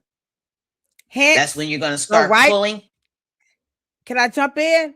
The right Come on. products, the right tools, and the right technique. I tell everybody this is why our consultations are free. Now, I'm just talking about me. I ain't talking about nobody else. Okay. This show is for the professionals. And I do this because a lot of people have just never had this. Okay. I don't care whose name is on the product, because Lord knows we got some stuff to sell, y'all. I don't care how much tool you spend on that tool. And I don't care about your technique. You must have all three: the right products, the right tool, and the right technique. Because you could have the right comb, but if you take that comb and lay it flat, or let me just go this way, you got that comb coming flat down. Oh yeah, like she said, you're on the what? Spine. Oh yeah, you go snatch that hair out. You take that comb and you coming back. Oh yeah, you're gonna snatch the hair out. You cannot do that. It's the wrong technique. And yeah, your kid is going you're jamming. Right. You're jamming too much hair. It doesn't have the whole spread of the teeth. They don't want. They want to hurry. They want to hurry up. I would tell somebody, if you think you can get through your hair, shampoo, condition, and combing in like 15 minutes, cut it off. Now, if you have softer hair, yeah, but my hair is all straightened out. It takes me 2 days to get my hair like this. 2. And I'm a so-called licensed. And you know what you're doing. I just had a cosmetologist cuss me out. She checked me because I told her, what does your license have to do with you knowing how to do hair? And she warmed my black ass. Why did you say that? She warmed that ass, but I had to tell her to turn on. Don't hate the player, hate the game. The license ain't got nothing to do with you knowing how. This is now somebody else with a different skill set. They may be able to do the same, their own hair, maybe, I don't know, but that's what it takes me. And that's the competitive advantage, if you will, that a cosmetologist has over, you doing it yourself at home. Well, why can you guys get through it? Because we're standing up, blah, blah, blah, blah, blah. But like you said, sure, the technique plays a role, and time. Please, parents. That's why they have these girls and they ain't got time to comb the hair. They grow out the little boys and they put the locks in. We have videos here, right here on this channel. The little boys, they don't teach little boys how to comb the hair. They don't comb the kids' hair. We went live on Rev Air last Saturday, 13.5 million views. And we're going to ask them, can we do it again? Because this information is so important. Cheryl, no words can be described to thank you for sharing us the art of combing Afro hair. I'm going to skip that one because it turned the other way. Right? That one was flipped the other way so nobody could see it. Okay. So yes, absolutely. And even now, this is in Asia. We went to Taiwan. He went to Taiwan, Japan, Shanghai, Hong Kong, all through Europe. He is literally showing them how to put the comb in your hand. Do not. Here we go. Do not. Come on. I wish Christy was on here. I got a video to show y'all too, man. Do not do this. He wants you to take that index finger. Okay? Come on. Because he wants you to brace it with your 3 fingers, hold it in your thumb, because he wants you to use your wrist. You don't approach it. He was very sincere in teaching top barbers around the globe. Do not comb black folks' hair. Now, you have to remember now, most of these people are of European descent, Asian descent, North African descent, Caribbean and Cuban, Latin America, and North America. These people, black folks and their wives and their children. We're talking millions of people. Okay. Vietnam, during the Vietnam War. Do not, and he was adamant. He made the comb specifically for the hand. He wanted you to use your index finger like we use our thumbs in scissors. We don't use the whole hand in a scissors. We use the thumb. That thumb is that blade that is the one blade stays still, the other blade cuts. Okay. Now the point here is that and I wanted to show you in photos because it happened. We're not just talking a bunch of theory. No, this happened. And by the way, just so you guys know, I just want to tell you a fact. You know why Dr. Morrow has over 700 and some odd photos of his 4 tours around the world? I just want to say, because I'm tired of black folks always saying what we don't do. We got to stop saying what we don't do. We didn't do everything right, but we did enough right. But let me just say, the reason why that as heir, the reason why I have these photos, you know why I have these photos? Because John Johnson and his wife, Eunice Johnson, took care of Mr. Morrow's family while he was on the road. And John Johnson and George Johnson paid for a photographer to follow my dad. And I don't want to hear what black people don't do for each other. We do a lot for each other. And that's the reason why we can see these photos to this very day, because of those 2 black men. Just love. And they flew him to Chicago and told him, well, Willie, you getting ready to go all over the world. This is what we're going to do. I'm going to send a photographer so we can document your journeys. In return, we want you to take Ravine, Duke, and Ultra Sheen into the commissaries around the world. Mr. Morrow said, let's do it. Let's do it. That's what men sure do. That's right. First fiber. The type of comb to use for Afro hair. We just told you guys, the longer the teeth with the spine, watch out for these short combs and these wide tooth combs. These are no-nos, okay? So no-nos, okay? Right. So next slide. There you go. So let's get to the meat. All right, here we go. That's him again. Just wanted to just show you how it was important to comb the technique. Next slide. Okay. He's on a naval base and you see the comb. Now this is an early Mr. Morrow. He's about 27 here. He fine. The comb in his hand is wood. Forgive me. I'm sorry, guys. I'm sorry, y'all. Let me close my eyes. No disrespect, Mrs. Morrow, but your husband is fine. Sorry. I'm only human. Next slide. By the way, guys, this is the original natural hair movement. Had the Crown Act come to Cheryl, we wouldn't be with the Crown Act. I know I'm not being petty. I'm dead serious. We did this already. Okay. These are the first injection molds. These are the second generation. These are the originals. Okay. But I wanted to read this. Combing is not an exercise. It is not a means to a style. It is not a means to accomplish nor tampering a strand or lock of hair into a fashion. The art and science of combing is the comb's wisdom, imparted, embodied, and thus integrated into the biofield of the human body. This is the wisdom, the science. Once we understand that, then we would understand how important hair combing is, and it cannot be rushed. It does not take second place.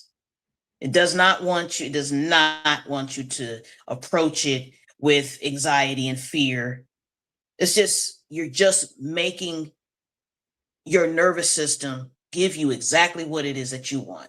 Difficult hair and a very imbalanced relationship with hair combing. Next slide.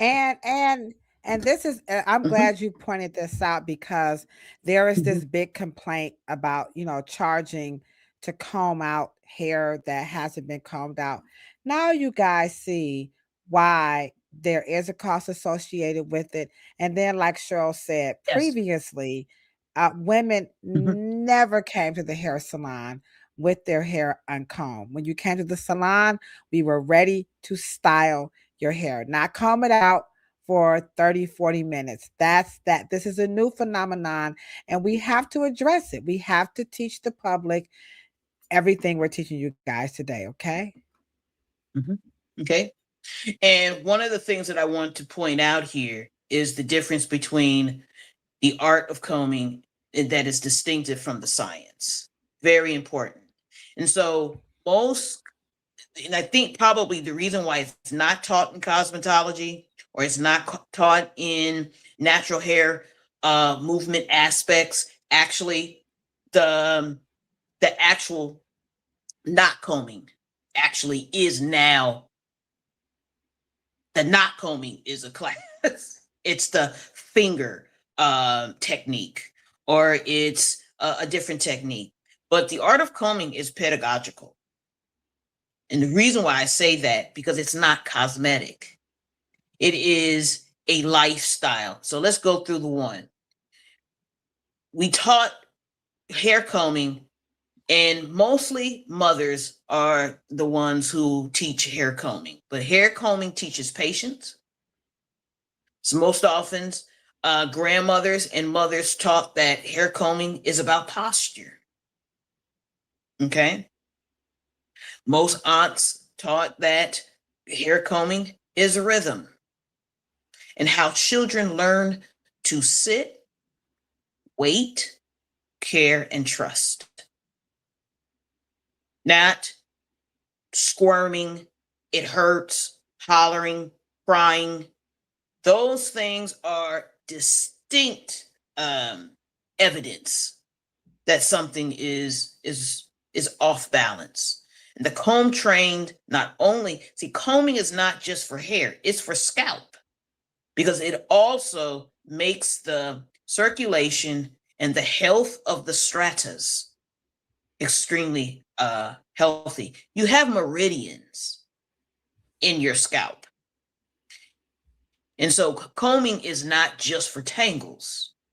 Okay. And so we want to be mindful that the comb trains our scalp, our hands, our nervous system, and the overall symbiosis and the alignment and the harmonious relationship between history, culture, and traditions. And it's supposed to be passed down to generations. And But this is what we can are you just about say to, I that? guess, fix. Can you say that last part again? Because people think that somehow you can train hair. Like people will say, "Can you?" But I like the way you pointed all of this out. Because there is a concern with Mhm, the parents who wear the hair additions and the children mhm, don't get to see mhm, the mom or the father, do the hair because they're removed from that process. It's braided up, they're going, and they're having everything sewn in or glued in. And then that practice is sometimes transferred to the child and they miss out on all of this. So if you guys could like screenshot this, if you will, and let this kind of like be your guide. But if you could just kind of, and I know we're moving, we're taking up a lot of time, but this is so needed, guys. Hit the thumbs up button. But can you just go back over the comb trained? And then just a little bit more on being passed down from generation to generation, just so people can really mhm. understand that. Absolutely, absolutely. Um, and here again, when we don't understand that the comb is not just mere a cosmetic use, it's not just a tool to get you to not be talked about when you go to an event. It's not just that. It is it's a belief system. It's a system of engineering and making your entire hair and essence and body probably trying to get it all on the same page. So the comb trained not only your scalp, and like I say again, your scalp has strata. Your scalp breathes. Your scalp also needs to have exercise to it. So the comb trains your scalp, but it also trains your hands to allow you to understand the tension to place. What combs fit your hands? What feels good in your hand? What comb does feel good in your hand? Okay, And as you apply it. Let's pause and ask them a question. How many Mhm. people in the chat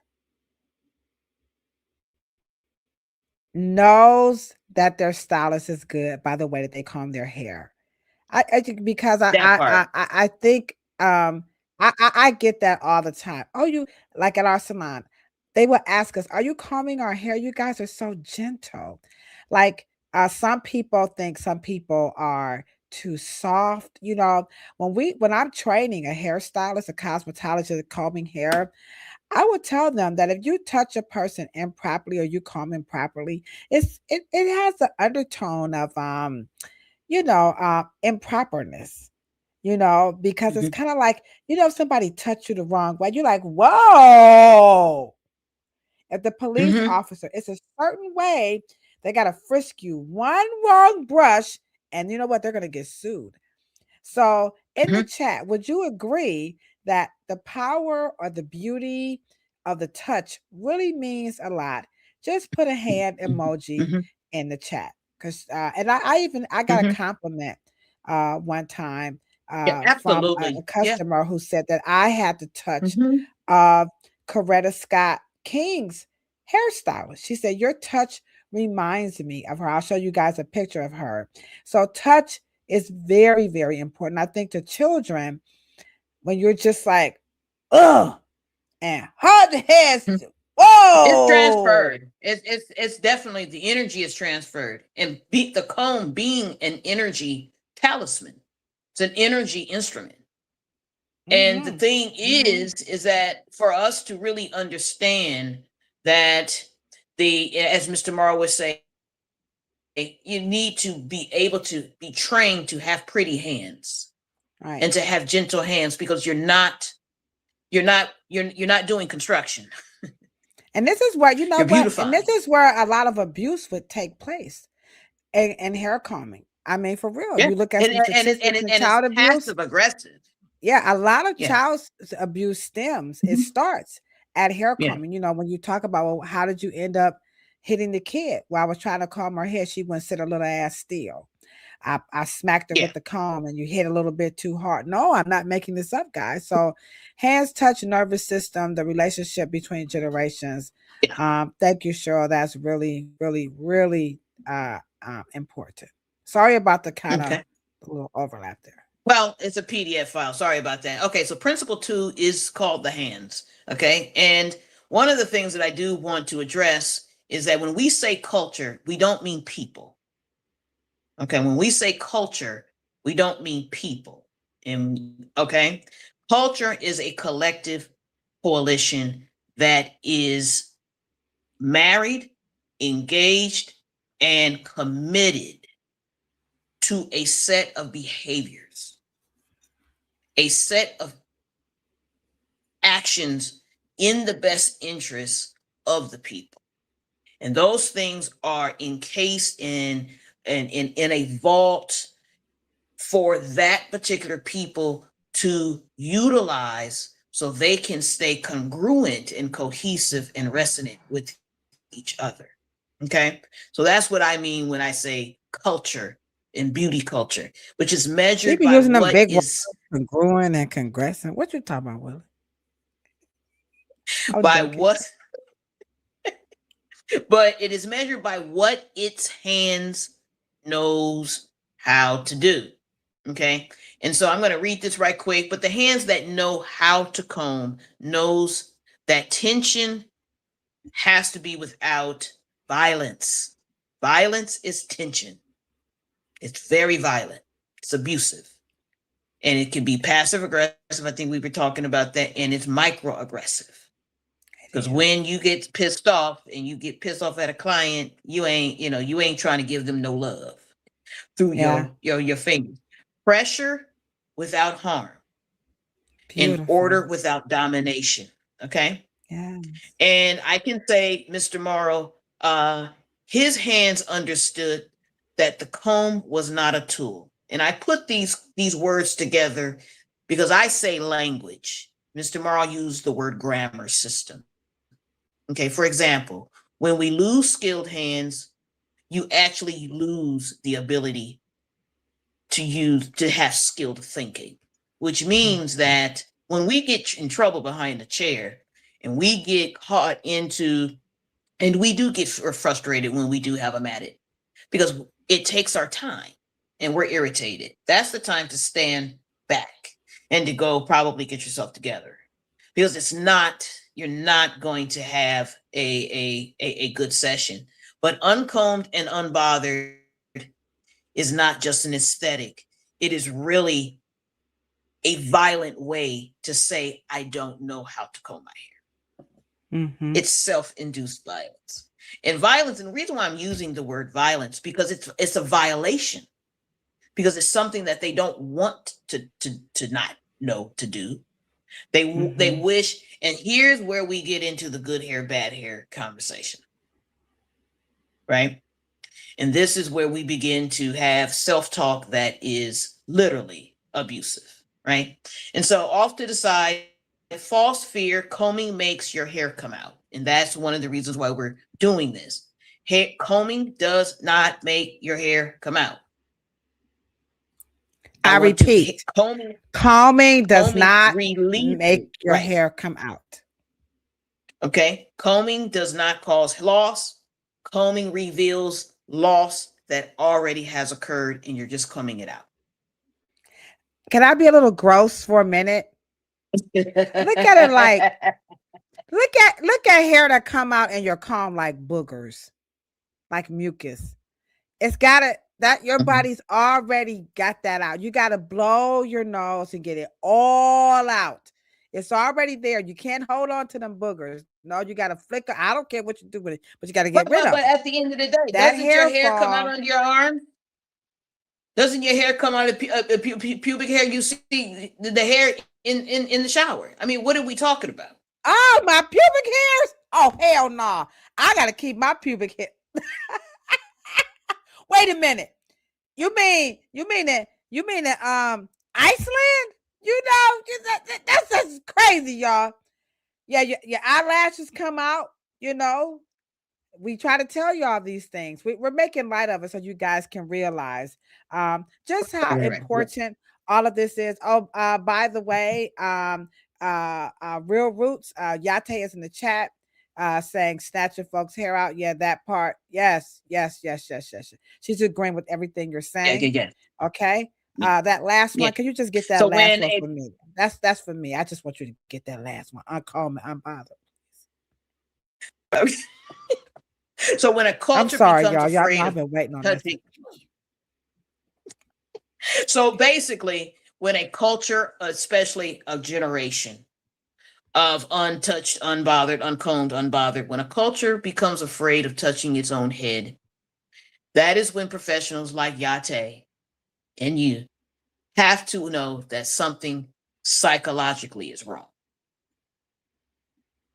And I know that we're not psychologists, but we partner with gynecologists, we partner with endocrinologists, and we partner with dermatologists.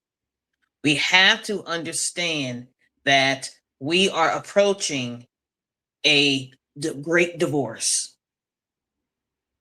The divorce from the natural hair movement and the sensationalism education. The social media generation. We're going through a divorce here. Okay.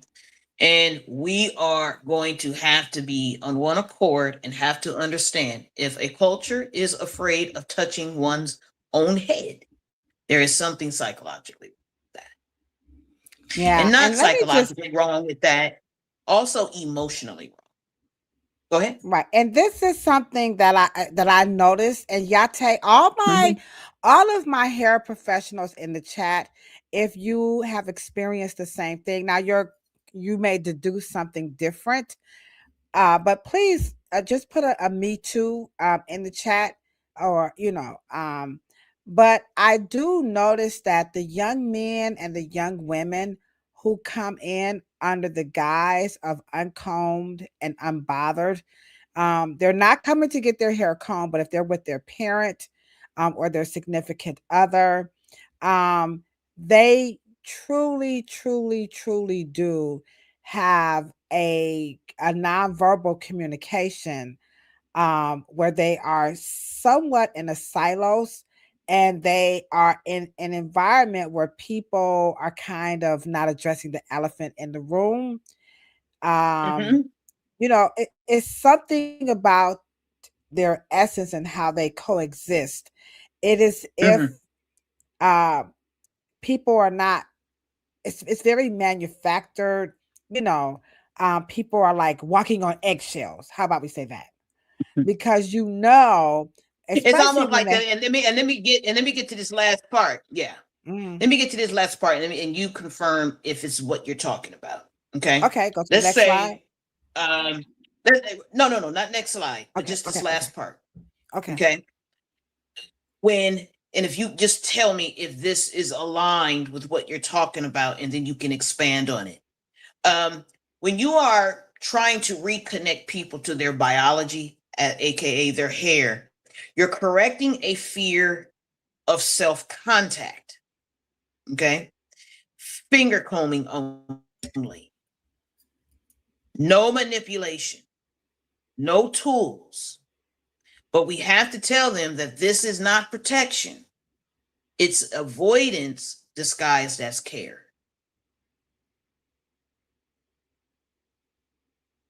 They think avoiding it is somehow their way of caring, hair caring, They their also way think it's of hair. African. They think it's Uh, African. They think it's the original way. Like when yeah. God brought us here, we didn't have combs, even though the Right. history totally says something different. They truly believe in their heart that this finger combing is really is the way. And seeing that hair fall, that hair come out, ooh-wee. If you understand what we're saying and you're a professional, this is Planet Pluto Pseudo.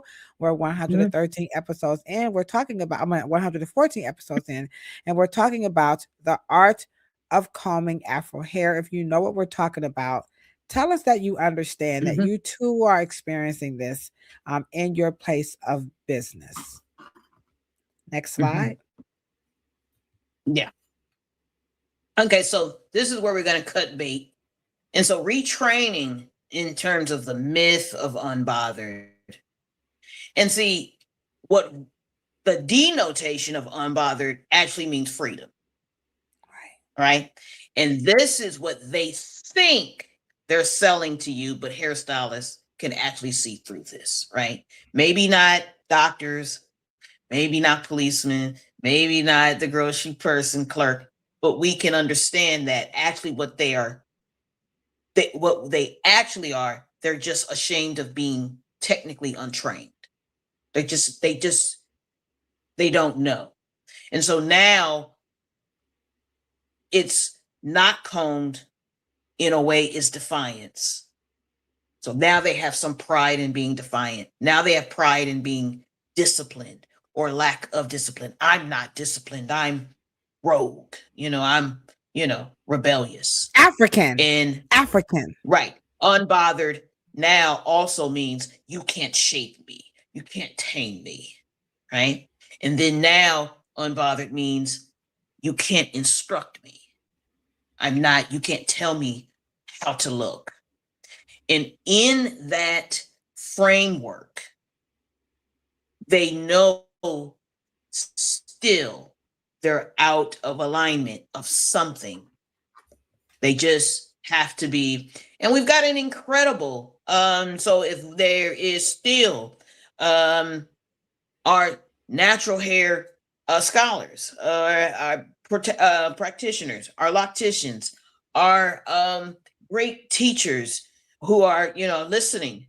There is not a way to tell them to comb hair to be appropriate, to be respected, we're telling them to be able to enjoy the full spectrum of what their hair can do and to not have it locked or encased or bonded to a set of principles that's not going to allow them the full expression of what they can do with the most proudest and purest, most human element and the most beautifying way that they can express themselves is their hair. If it's bonded to something that avoids their participation, touching themselves or touching their hair, how that just cuts them off from the full spectrum of being able to fully express themselves.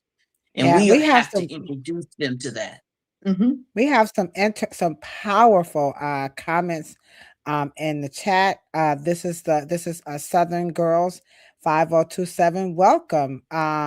She says the history, I needed to see that as a child. Madam Flair said, yes, this is how I felt in the salon.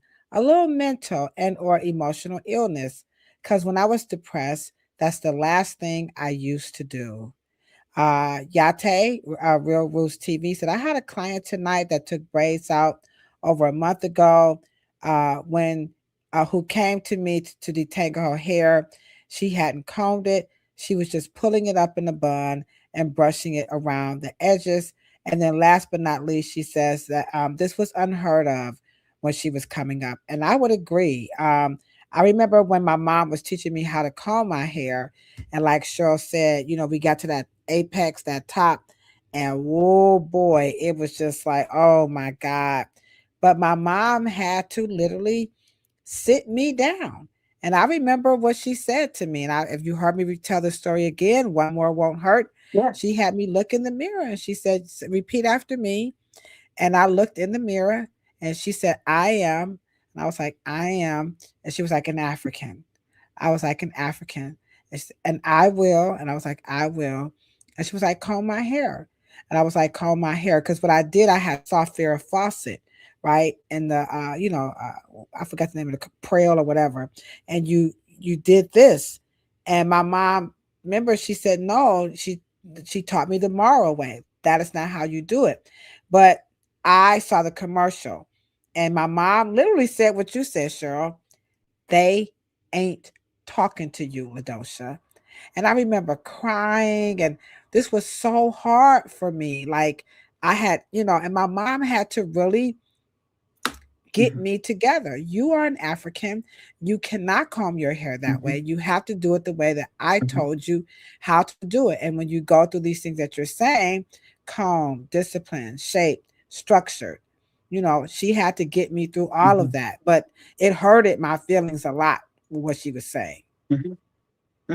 But we have to realize that, we have to realize that the two different generations of natural hair, 1999 Y2K and the 1965, 1964, the freedom meant two different things. They're meaning two different things to two generations that are separated by millennials or Gen X, Gen Xers. Freedom actually meant the freedom to groom and express. This generation freedom means to not to. And we have to really understand what is going on with that. And one of the things that I came up with, and I think that that Ladosha, you say it best, it is the avoidance. There is something going on with what they're avoiding. And not just, that's extreme. What is not extreme? Yeah, but what is not extreme is, I just don't have time. And that is, I was just getting so ludicrous. Damn. But go ahead.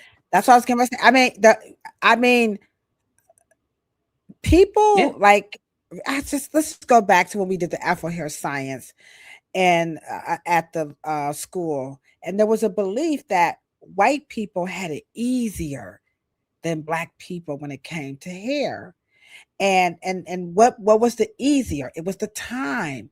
And I loved that class so much because you had the white people telling the black people it takes us more time, because they would do this every single morning. Wash, round, brush, blow, dry, wash, round. And we could do ours every 2 weeks if we chose to have this look, or we could wear those braids for at least a week or 2 or 3, maybe even 4. And so Water I think is not part of our beauty regimen. Yeah, the women and even the men. Yeah. I think the locks, the rush for the locks was I would not have to do my hair. And I would say that there's only one. Now you can tell me if I'm wrong. There is only one hairstyle in the entire world, not a bald head, no, not a fade. There's only one hairstyle on planet Earth that you can get up in the morning and you ain't got to do shit to it. Excuse me, y'all. And that is Jack the California curl. California. That's the only if you don't want to comb your hair, if you want to get up and shake and go, you don't want to keep washing it, and you cheap, you only want to use one product. You don't want to use the comb. You just want to get your little pick, and you don't want to comb it through. You don't want to comb it through. You just want to lift it just a little bit, okay?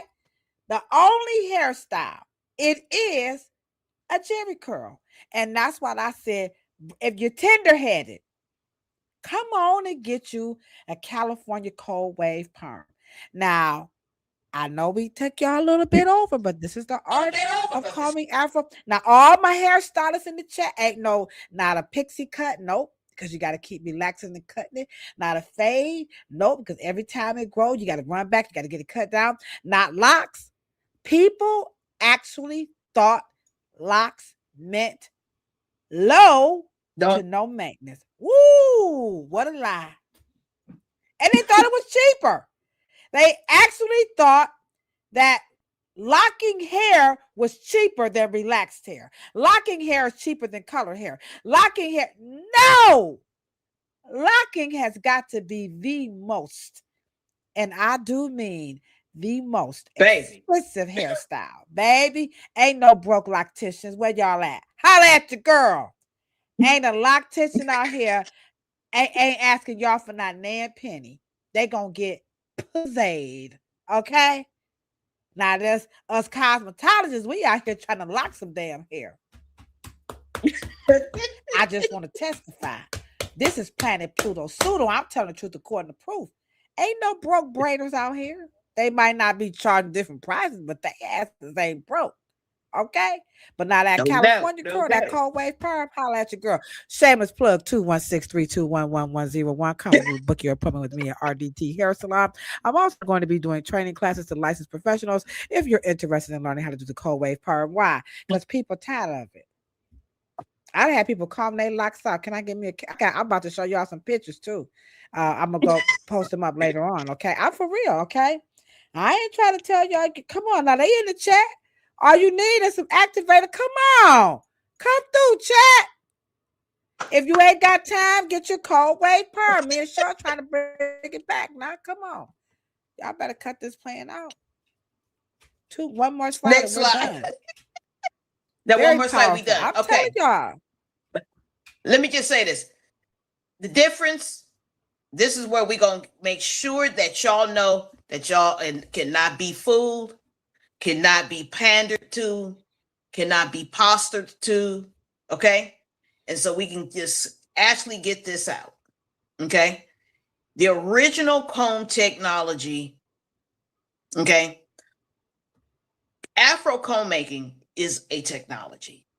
Okay, I don't know what y'all understand. I have some of the original Afro comb wood combing tools from Senegal. Okay, so here come real roots. Okay, I try to tell y'all talking about them lock there we go. I'm sorry. There you go. 320. Shit, that ain't bad. You know what I'm saying? Damn. Go ahead, Yate. Go ahead, Real Roots. That's what I'm talking about. We got Life FLH is not distributor cheap. is in the house. What's happening, Solomon the entrepreneur? Bobby Showtime. We Hey, looking what's up? good over here. We looking good Okay. over here on Instagram. Come on through, y'all. So Come through, come through, let's come make through. sure that this is tying into why we believe that if Black folks take over the Afro commerce, because Mr. Morrow will stop you and has stopped people, has stopped people. I am not the father of the Afro comb design. That is tens of thousands of years old. If they say any Black man, Black woman say they got a patent for the Afro comb, that was some bullshit. That's a lie. Come on, happy birthday. Okay? Now, there ain't no patent for some shit that already existed. Now, you may have a different utility. That's different.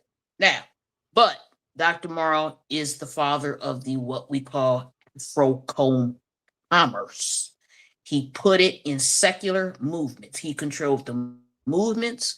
He brought the reunion back from the African continent back to the continental US Black people and created a commerce. So much commerce that Black people had that white people copied it, put a fist on it, and y'all been buying that shit ever since.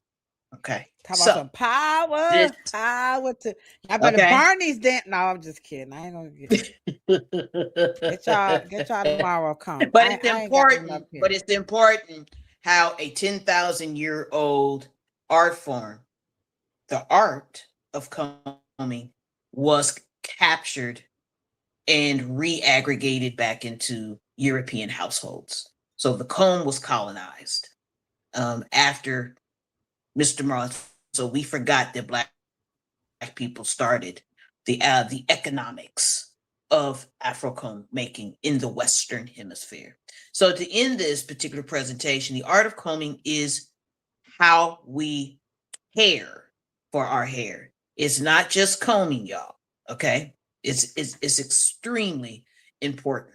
Okay, but last but not least, the call back to our being gentle, loving. That is what caring is about. Okay. And so capturing evolves our tradition to expand and does not belong to the past. We have to get out of thinking that our traditions move forward. They're present right now. Just because something happened 10,000 years ago or 50 years ago doesn't mean that it can happen in the present moment. Okay. And that is that we are the present and the future. And how we need to, and we are devoted to, and speaking of February 2nd, we are devoted to taking our time and making sure that professionals and students and consumers, you guys want to know anything, come see us. Okay. Now I don't go into the salon for the rare. So I will be in there behind a chair, okay, next to Key Lolo, okay, and Theo, right? And we will be taking our time and answering hair loss questions, scalp questions, bring y'all little tired ass product in there, and maybe we can make it more useful to you and teach you how to get the most out of it. And Kilolo will be coloring. It's important that we take our time to communicate. Okay. I'm gonna be there with my afro. I don't know about with you. Kilolo I'm gonna be there with my straight hair. I'm gonna have my hair colored, y'all. I'm gonna have my hair colored. Let me just show you. Now I wanted to make a quick video just to show you guys the improper way of combing Afro hair when it's straightened out, because this is something that we see. So let you guys see this right quick. Hold on, here we go. Okay, guys, let's get into the art of combing Afro hair when it is straightened out. So here I am with my BFF, and I noticed that her hair was tearing, and I'm like, what is she doing? So here I'm going to slow down so I can show you guys the improper way. As you can see, haha, the culprit. Half combing the hair. See where the comb stops? Yep. She does not take her comb all the way to the ends of the hair. She's stopping about 3/4 way, right at what we call the occipital bone. And so the hair on top is starting to break. And I'm like, girl, what are you doing? So in her mind, she is combing her hair all the way through, but you can clearly see that is not what's happening. Hence, the improper way to comb Afro hair when it's straightened out.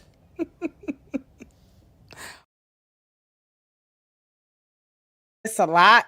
People want these silk presses. You know, they want these silk presses, right? And they keep forgetting that there is no chemical here, right, Cheryl? This gon' revert. Depending on your texture, right, Cheryl, it's going to be a little bit tight. So what happens is they'll wake up in the morning, right? You know, y'all do. I combed my hair this morning. And then they don't comb it anymore for the rest of the day. And then when they do comb it, they're doing this. Because in their minds, if I feel the comb on my teeth, the teeth touch my scalp, I'm combing it, right? But you got, they want long hair. You got to comb your hair all the way down to the ends. Because if you half comb your hair, you're going to start to see that tearing. And then you'll complain what? The color broke off my hair, the silk press messed up. You cannot comb your hair once a day, no more than you can put a bra on and not move your boob around. No more than you can put some pants on and not pull them up. No more than you cannot pop your collar. No more than you can't get your grata out. If you know what grata is, put a laughing emoji in the chat. If you know what a wedgie is, if you wear some pants, you're going to be digging for gold to pull a booty out. Come on now. Come on. No more. If you wear a bra, you going to move them. You going to move that bra around. If you a man, you got some drawers on, you're going to have to move them little things on the side, move them on around. You're going to do that. The same with your hair. There is no such thing as carefree hair. You cannot get up in the morning and comb your hair one time. And everybody that's crying about this, look at this girl. Look at all this hair on my. Look at that. That means that look at all that. Oh shit! Every time, look at this. Oh wait a minute. Oh, look at that combing. Did you see that, girl? And I had hair all on my sink. And it was hair on my bathroom floor. I'm going, but I'm not. That's why I'm going natural. That's why I don't use heat. Look at all this hair. That's what's scaring y'all. That's boogers. You want them out. You're gonna see hair fall. Be like Jay-Z, right? If you got some shoulder, if you got some hair on your shoulders, go on, brush the shoulders off. Just do it. Just get it off. Don't stop combing your hair because you see some damn hair on your coat and your scarf. I don't wear a hat because the hat gonna take my hair out. What the hell kind of? You better put a hat on your damn. Oh God! I don't want to mess up my curls. They're curls. They're curls. Do you guys realize? Do you guys realize how hard it is to snatch your hair out of it if it's follicle? Do you know how hard that is? Do you guys really know how hard that is? And y'all think just combing is gonna get it?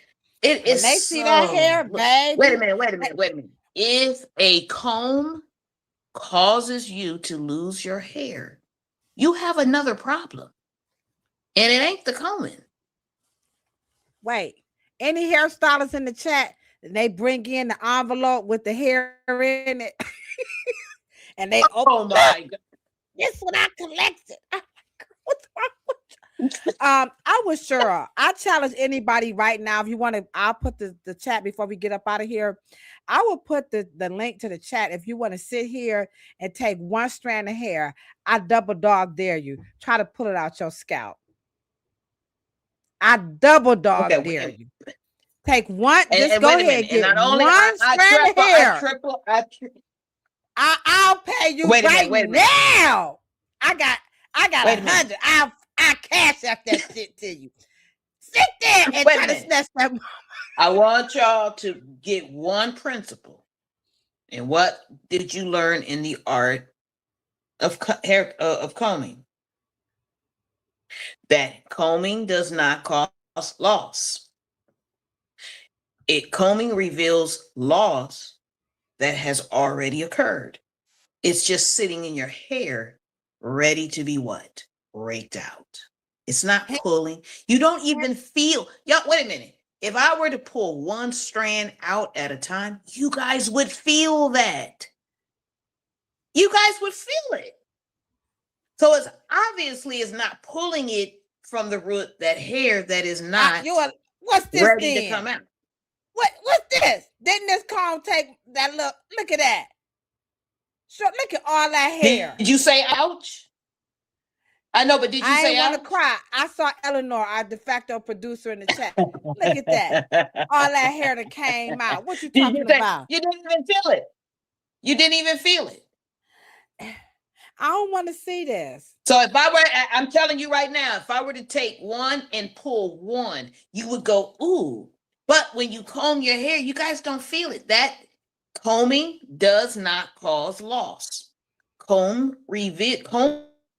reveals hair that has already been lost. It just makes it come out.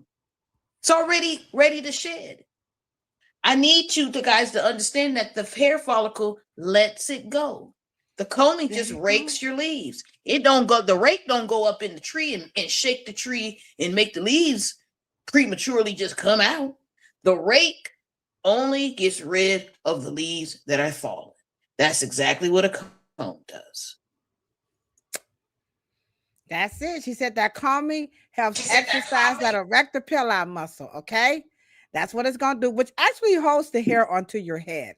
So to be honest, the more you comb it, the more damn hair you go have. The less you comb it, because you're not exercising the erector pili muscle. There it is, the anatomy of curly hair. You're not getting this anywhere except for America's favorite podcast about Afro hair. We're going to let y'all get up out of here. We got 2.5 solid hours up on this platform. They must have been here for it. I'm here to tell y'all. Y'all must have been here for y'all it. Hair nerds. There you go. Y'all some serious hair nerds. What's up? Y'all give it up for our de facto producer, Eleanor. What's up, boo boo? I see you looking so fine over on Instagram. I love the purple hair. But my sister has purple hair. Hey. There it is. She said I was snatching. Combs kept breaking and she was frustrated. Yeah, it's the right comb, which, by the way, this is a rendition of Dr. Morrow's comb, by the way. Okay. So there you have it. Sure, you did a phenomenal job. If you guys truly enjoyed this, please hit that thumbs up button on your way out. We're going to come back on Monday and we're going to conclude our series on using heat on Afro hair. And we're going to talk about why all of a sudden everybody going back to straight hair. We got to talk about that. We're going to conclude this series, heat styling Afro hair without fear. We're going to wrap this baby up with why everybody going back to straight hair, okay? And then we're going to come back and conclude this with first fiber and get you guys ready to place some orders because I know you guys are going to want some combs. So sure is going to do that. Then also shameless plug. Again, we are pleased to announce that the Reverence Design Team Hair Salon, we're carrying the full Rev Air line of products, including mini flat iron. And we're also going to be selling Dr. Morrow's combs. So get ready. So when we come back, we're going to wrap all this up and get you guys ready for February, Black History Month. And don't forget, if you have not got your tickets to the African Intelligence virtual hair show, okay, February 15th and 16th. Right. That QR code, visit africanintelligence.com and you can get your ticket, or just go over to the King of Lock and Kafele will take good care of you. If you are a student, he just informed me that they have student discounts. Okay, that's coming from Kafele. So Cheryl, I'm going to conclude with our commercial. Yes. Of me coming to Signature's hair salon. We got to get Theo on when we come back. If he can come back next Thursday before we get there, ask him would he mind coming on. That would be so kind. Okay. All right. Any closing thoughts for this show? I already spoke to Theo. Got to come on. Theo. Yeah, if he can come on next Thursday, that would be nice. Anything you want to close us out with? Yeah, absolutely. Yeah. Y'all better not let me catch y'all combing that hair. And what? Keep that water out that hair. Combing is love. And let me just say this. There is no more successful, sexy, highly skilled hairstylist more than a stylist who knows how to comb hair. You should really show your skills. That too. If the stylists ain't got their hair combed, y'all better run y'all ass out the door. I'm just saying. I'm sorry. Yeah. And practice your hands. Practice being. How do your own hands feel to you? Is it you know how your own hands feel, and if they feel reassured, confident, and they feel nurturing, and they feel that they know what they're doing, they're trusting. You trust yourself. It's all going to come through your hands. So thanks, guys, for tuning in. All right. We appreciate you guys very much. We will see you guys on Monday, right here on America's favorite podcast about Afro hair. You know what we say when we're signing out, right? We say good, better, best. Never let it rest until your good is better and your better is best. Don't forget, hit the thumbs up button, slide that little thing over, and hit the hype button on some of those other ones. And we truly appreciate you guys' support on Facebook, on Instagram, and then right here on YouTube. You guys have a wonderful, wonderful. Love you guys. Thanks, girl. You're the bomb.com. Oh, same to you, sis. What up, good people? It's me, your homegirl Ladosha Wright, aka P Lolo. Yo, get ready for the ultimate hair day party featuring the Rev Air. All right, y'all, pull up on me at the Signature Hair Studio Monday, February the 2nd, between 3 to 6 p.m. We're going to be putting out 2026 spring and summer looks. We're talking hair consultations, makeover. We're answering hair loss questions. We're talking about some solutions and so much more. You know who's going to be in the house, right? Yeah, Dio. Hey, Miss Morrow and Miss Cleveland herself, Lolo. Get ready. We're going to rock out 2026 spring summer looks featuring the Rev Air. See y'all face in the place at the ultimate hair day party at Signature Hair Studio. Deuces. Get your look ready. Ready. Get your look ready. Ready.